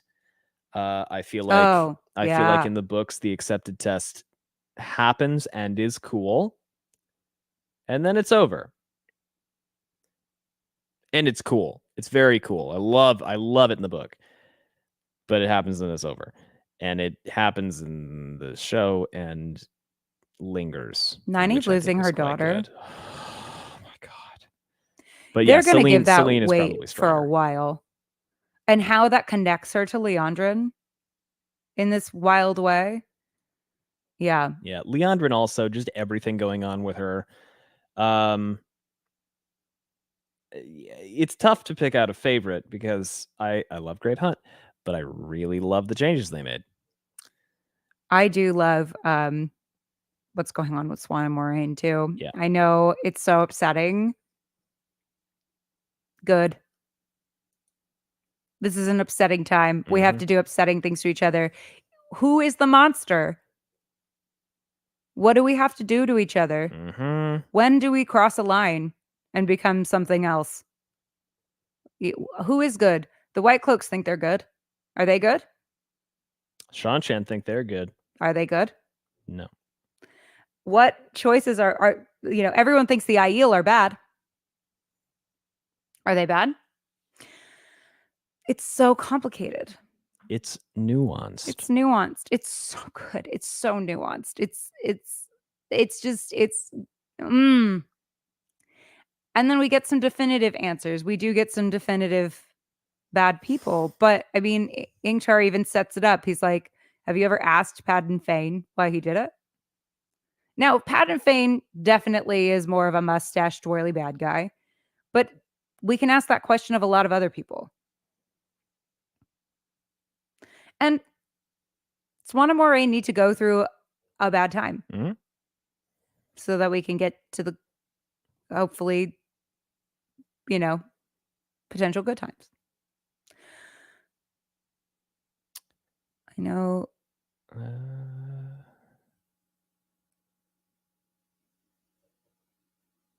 Sorry, I'm reading chat.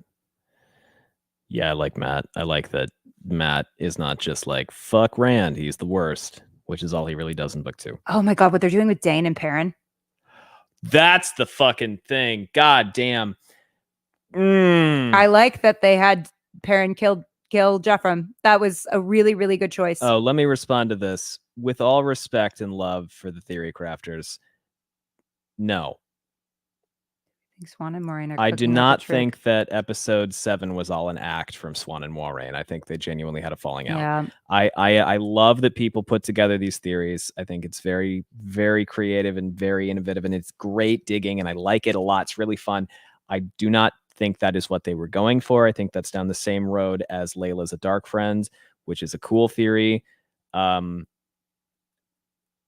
think it is more dramatically interesting if they've had a falling out. And I think it gives them more room to reconcile and have further twists and turns to their relationship down the line. Well, I think here's my thing. We've got to play with chaos. If Moraine and Swan get one on Lanfear this early, Yeah. I think that it lessens the stakes of who Lanfear is. Yeah. I think there's definitely room to get a one up on Forsaken, but I think it's maybe too early for them to be cowed. I think we also need to be seeing even the strongest relationships can fall apart with the weight of what's going on and the decisions that we have to make. Yeah. So I don't think so, because I think that the chaos of those two not being together, and I am positive that their love will overcome this. And I know what she did was theoretically unforgivable, but it's at the same time, it's like everything we're doing is unforgivable in some way. Mm-hmm. Like Moraine set up somebody to basically be killed. I mean, I think she tried to give her the best chance she could, but like, I mean, she was going to be killed either way, but you know, it's a brutal time that we're going through. And I think that we have to live in what that is. Yeah. Yep. Yeah, Dane and Perrin. Oh my here's the God. thing. Like, it's gonna be so upsetting. I have said before. Well, I can't get too much into that. That's got some spoilers. I write so much about that scene where But they meet. My God. There are a number of mistaken fatalities in the Wheel of Time that are used to justify a character's hatred of another character. And certainly that's not unrealistic. That's not. It's completely realistic. Dane and Perrin is particularly a big one, where it's like, Perrin was there. Jarrett Byar said Perrin was there. Perrin has golden eyes. My dad died. Therefore, Perrin killed my dad. Therefore, Perrin is evil. My life is ruined. It works in the book. It's good. But all through it, I'm like, Dane, you're an idiot. This didn't happen. You're wrong. I know you're wrong because I watched it and I read it happen. I know Perrin didn't do that. I just watched Perrin bury his fucking axe in your dad's chest in front of you. And frankly, good. He killed the dog. So this, I'm on his side. This shit. Here's the thing, because in the books, Perrin killing two faceless white cloaks is kind of what propels him down his whole thing about violence. In the show, it's Layla, and we've all had that discussion many, many times. But what I will say is, this being the next step on that journey, I really can't wait to see what they do with it. I mean, first of all, what I like about it is that, like, yeah, everyone's somebody to someone. This is how violence continues, right? You kill somebody who is somebody's dad. That guy wants to kill you. They kill you. You're someone's dad. That person now wants to kill that person. And it just goes on and on forever. Mm-hmm. The wheel never stops. Oh, that's a good question. You know, I mean, and now they're set up as foils for each other. And they're both sympathetic. They're both sympathetic, and both of them think they're the good guy. And Dane Bornhold is really fucking charming. Yeah. And Perrin murdered his dad. And yeah, he killed him because he killed his best friends. I get it. I'm not saying Perrin is evil, but like, Perrin murdered the dude's dad in front of him. And the inherent threat of him calling him Two Rivers. Uh-huh. He knows where he lives. Uh-huh. You think he's not going to go fuck up Two Rivers now? Very long. I think the ones we've recorded are 3 to 4 hours, if not longer. And I actually haven't. Oh shit! I gotta get in touch with Bree. Fuck. We haven't done. Yeah, we got to do the spoiler parts. We haven't still. done We haven't the done that yet. parts I can't. All right, it's gonna be good. It's gonna be out soon. They'll be out soon. Right. Bree, help us. Yeah. So that's going to be a really important relationship. I love that they're setting up so many foils that are complex people. Yeah. And when we say foils, by the way, if you're not familiar with the term foil, a foil is essentially your dramatic opposite. Rand and Ishamael are foils. In book 4, Perrin and Slayer are kind of foils. It doesn't just mean protagonist antagonist. Usually it means another character who has opposing but complementary characteristics and objectives and motivations to the protagonists. I kind of wonder if there is a possibility, just because Samael's kind of thing is Dark Hounds. We've both been saying this for a minute. Yeah. To each other. But we haven't. We haven't said it out now. I think there is a world in which they combine Slayer and Samael into one person. Because they kind of do, functionally similar things. And I think there is a world in which Darkhounds and Samael could be a really interesting foil for Perrin and the Wolves. We'll see. I would really like that choice. I don't know if that's what they're going to do, but I think there is a world in which that would make Slayer make a lot more sense. Slayer, speaking within the realm of books, what I know about Slayer 1 to 8, doesn't do anything after book 4. And his within the realm of books are 1 to 8, kind of unclear. So I think there's a world in which we see Samael and Slayer combine. Yeah, I think that would be and fun. the Darkhounds could be a extension of that and be a foil for Perrin. It feels like they've kind of set up this. I mean, Nynaeve and Maggedion are going to have their thing. I think there might be some play with different characters kind of being represented in an opposing way by Forsaken. They should. Mostly, maybe not Matt, but no, Matt, I don't know. That's what I was kind of thinking is Nynaeve will have Maggedion. Nynaeve has Maggedion. Perrin could have Samael. I guess Rand and Ishamael / Moradin. Especially if my theory about what's going on with them is correct. Trying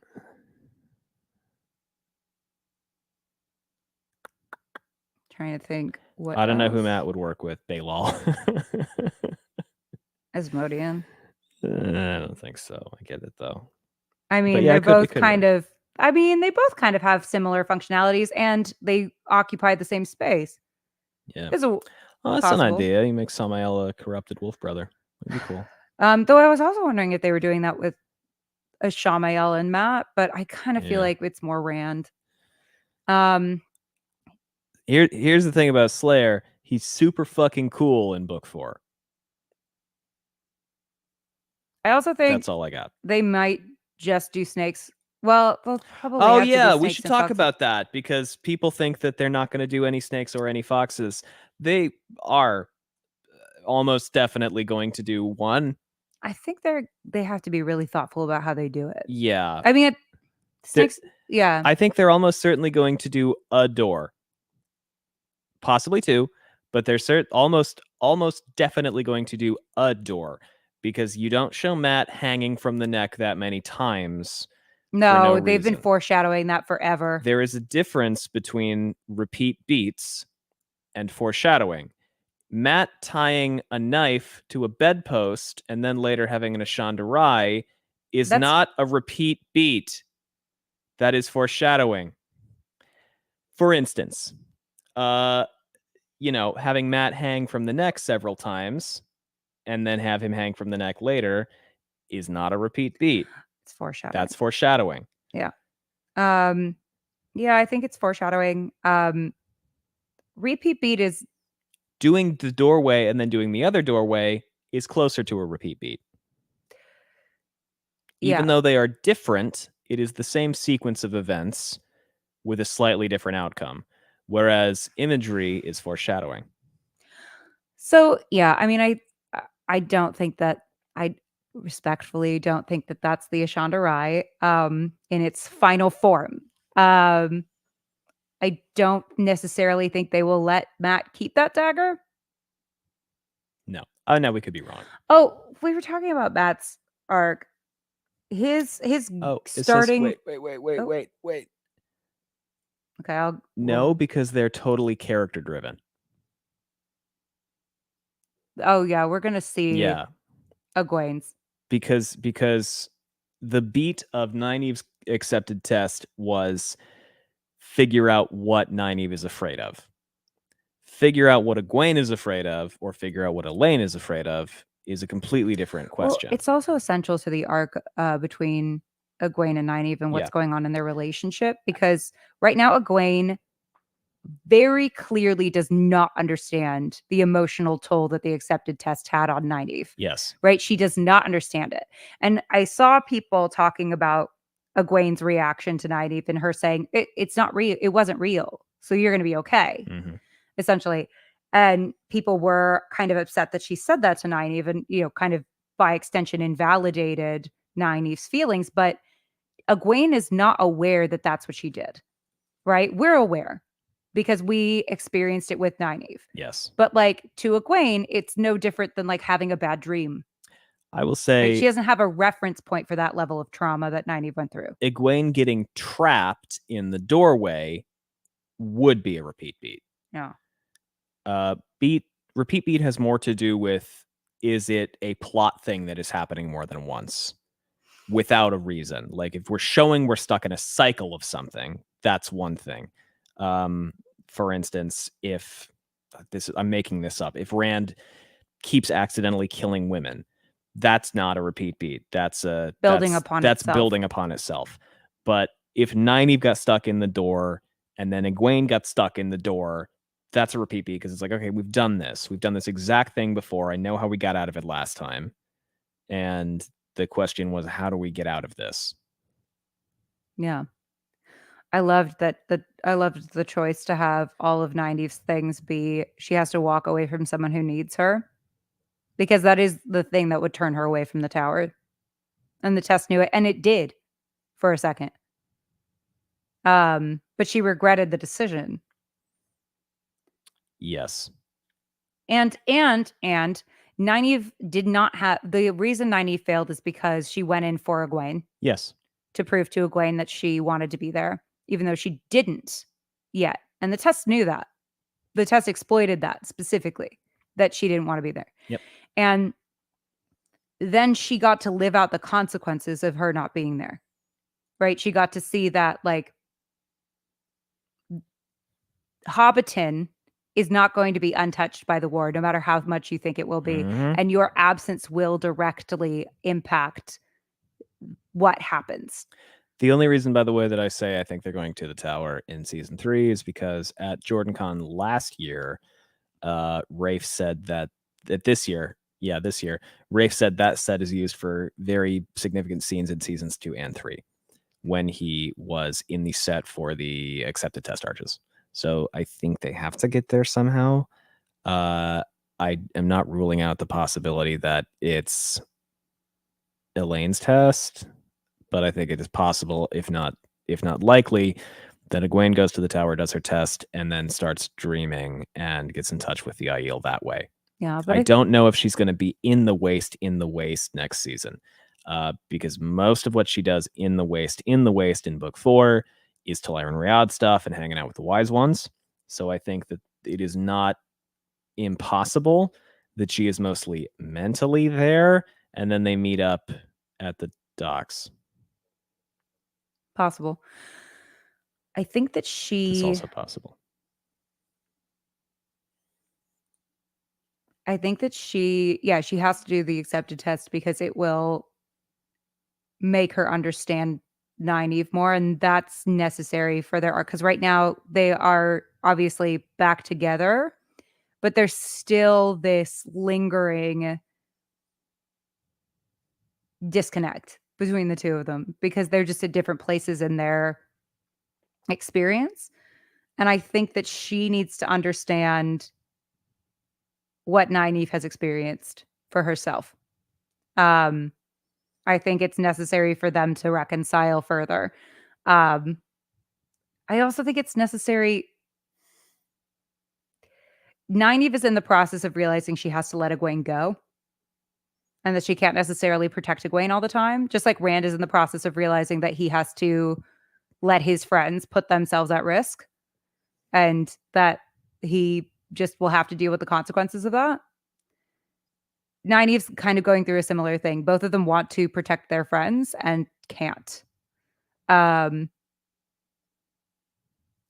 Yeah, I think I think their relationship will be really interesting to watch going forward, especially as we see Egwene looking for other friends to attach herself to. I'm loving what they're doing with Elaine and Nynaeve. Oh my god, it's so fun. Oh, it's the friend you've had since kindergarten, It's meeting so the friend fun, you made man. at It's theater camp so over the fun. summer. I love it. It's so goofy. And you're like, oh, you two will love each other, and they don't. And they don't. But they kind of do, but they don't. I mean, I think that relationship will grow into one of affection, but I think right now it's a fucking pissing contest over Egwene. Yeah. Over who loves Egwene more. And they both have a huge stake in it because this is Nynaeve's friend since kindergarten. And the person that's like basically a younger sister to her whose life she's saved. And then Elaine, who's like, this is the only real friend I've ever had. Oh, yep. It's going to be fun. And that's like a real thing. That's a real rivalry. That's not just like women hate each other. Now, we are starting to push towards 2 a.m. And I have to be so in an office at 8. That is not close. Let's do last questions and then we'll go. So let's open it up to a couple last questions and then I'm going to go fall asleep. And then you can listen to all of our coverage because now the strike is over. When it comes out. It's not out yet.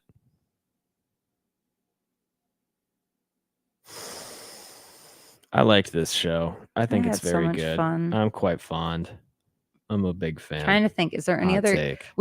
I saw someone ask if we've talked about The Forsaken yet. Yes, we have. Here's the thing though, when we talk about raising the stakes of The Forsaken. Yes, we did. Showcasing Lanfear as the badass that she was, where she was exploding heads and tying people's mouths closed.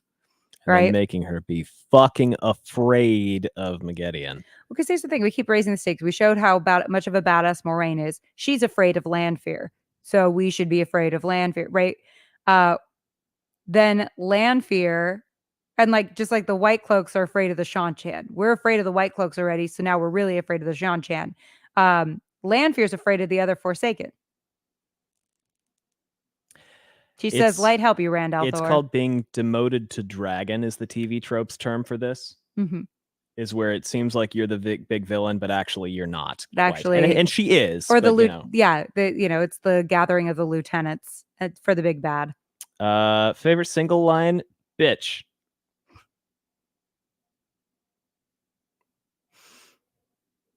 Nynaeve being like, "Can you leave us alone?" And Elaine going, "This is my room," and then leaving anyway. And this is my glass that I have to wash. Piece of dialogue I really loved. We get to start again every day from Rand to Errol.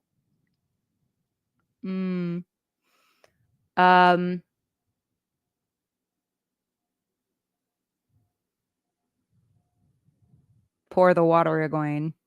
Yeah. Loved in a bad way, but like, ooh. Yeah. Oh my God, her making Egwene burn the tree that was giving her comfort. Fuck. That was great. Oh,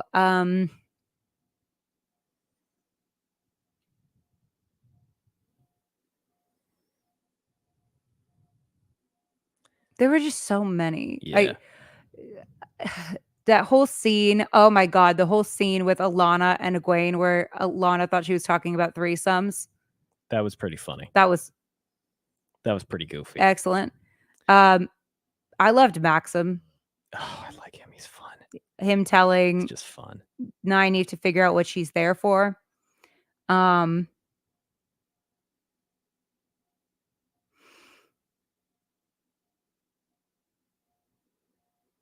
Oh my god, the little tower girls were so cute. The Browns, they were amazing. Anything Adelia said, she ate every scene she was in as well. Yeah. Oh my god, there's so many.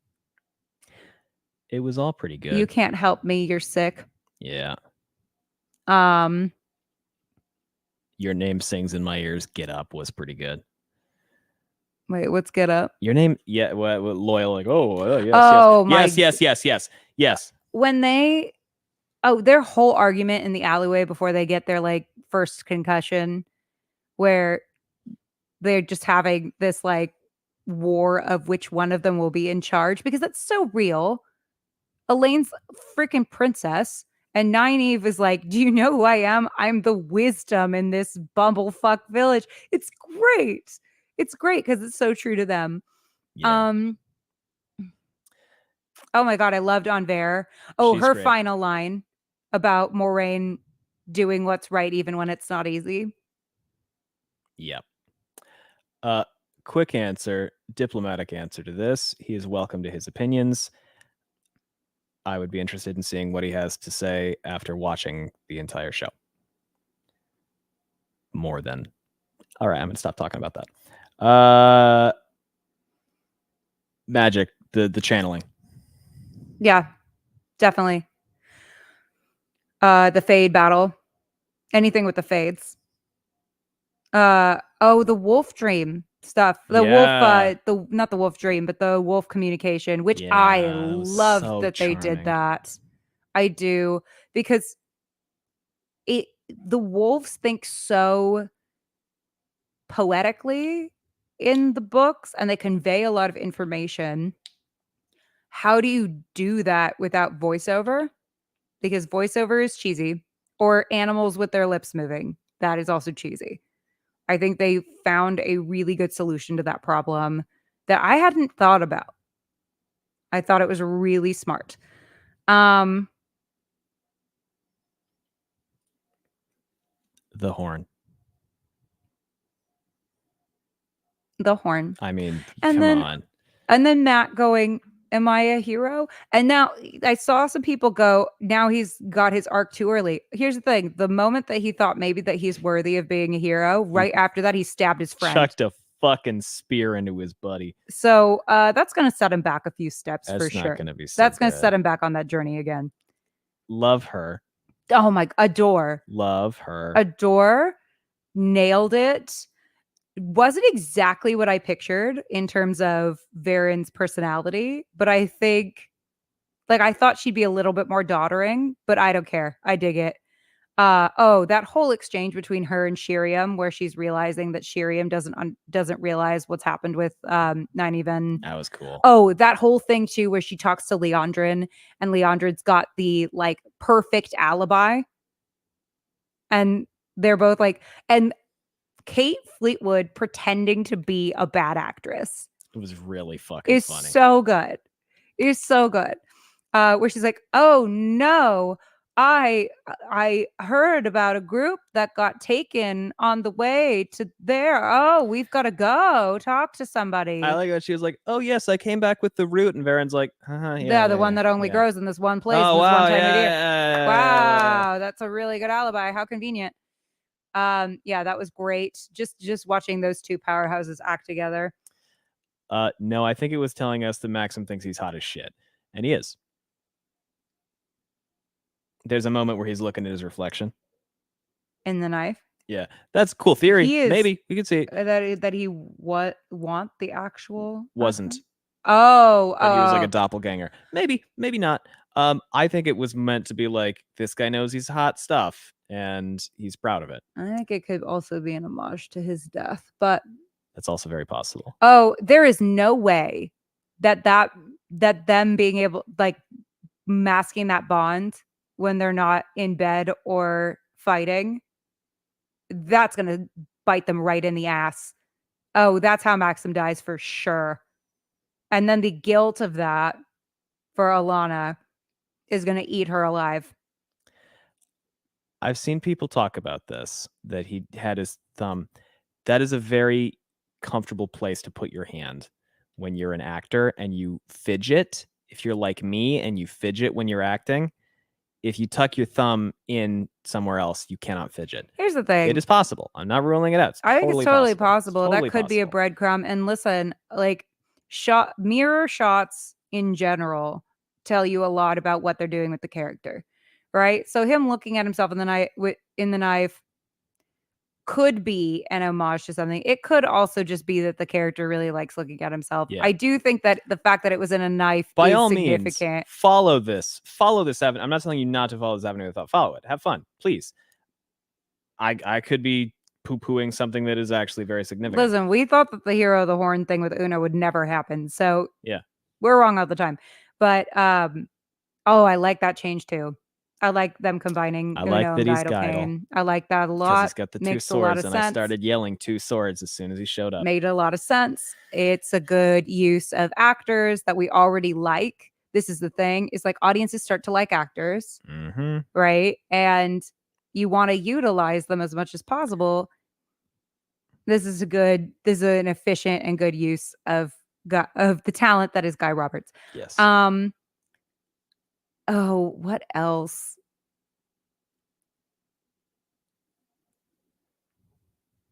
What was the original question?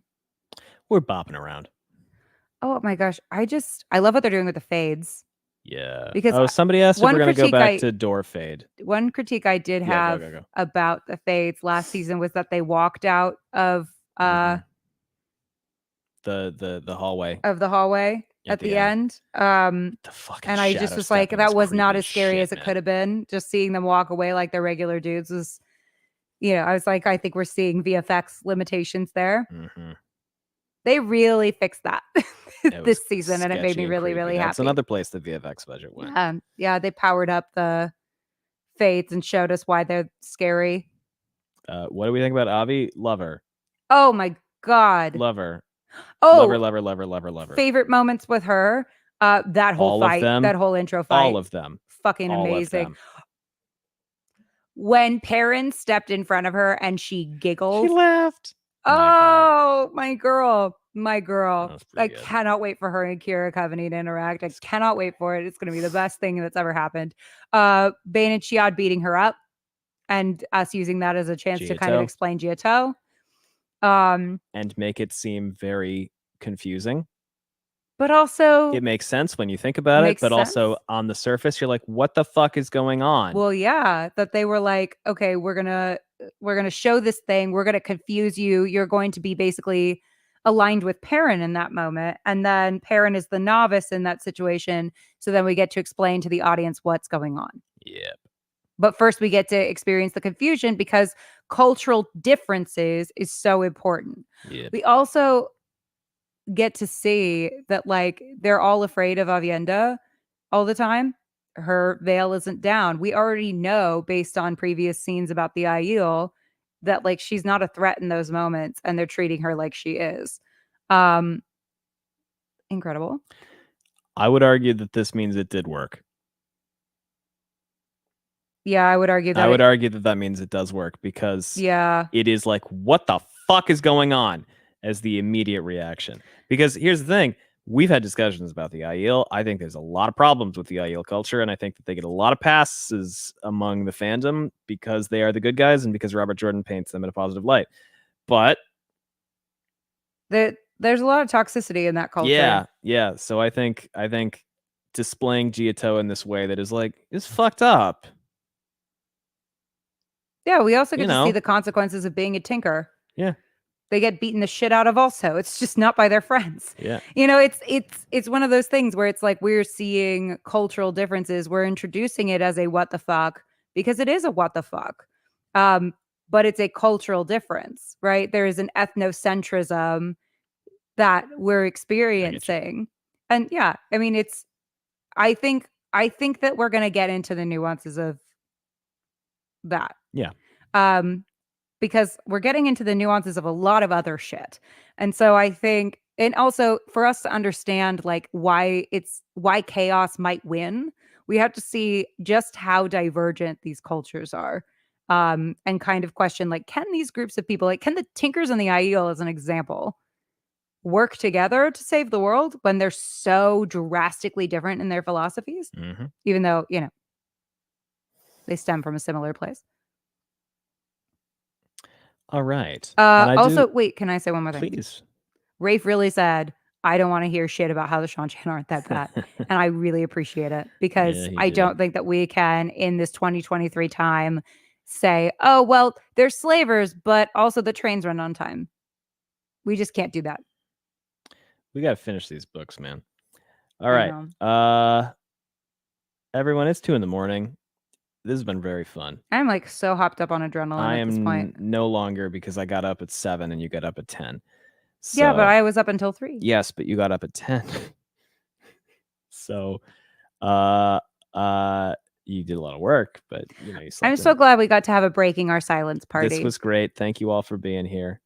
Yeah, thank you all for being here, and thank you all for, you know, thanks for just all the support. I mean, truly, it's been a really fucking hard year. Fucking bananas year. It's been really hard. So like we've been really trying to smile through it because, you know, complaining about it was not going to be any good, any help. It's been a really hard year, and it's been so helpful to just see how much, because a lot of the time as an artist too, when like shit sucks and, you know, the world can be hard, you kind of start to wonder, like, does what I do matter at all? You know, like it matters to me, but like, is this pointless to just be making silly words on silly pages and trying to make people feel better about being alive? Like, does it matter at all? And just seeing that, like, yeah, it does matter. And when you make shit was sucking for us, just the amount of people that came together, it was really amazing and really helpful. And so thank you all so much. We couldn't have done it without you. Appreciate you. We're gonna go to sleep. We're gonna go to bed. And I'm gonna finish my pilot tomorrow. We'll keep talking about the show because it's fun and we like it. And if you don't, that's okay. And that's okay. But we like it a lot. But we'll at least want to explain like why we think they were doing stuff. You don't have to be as excited as we are, but we hope you'll listen to why we think that they did stuff. Yes. And you know what? Art is not universal. So if those choices didn't work for you, they didn't work for you. There are a couple things that didn't quite work for me. And that's fine because overall, I still thought it was a banger fucking season and I had a great time. A great time. You'll see in all of the recordings. Yep. All right, everyone. See ya. Have a good night or day. Whatever it is where you are. Bye. Bye.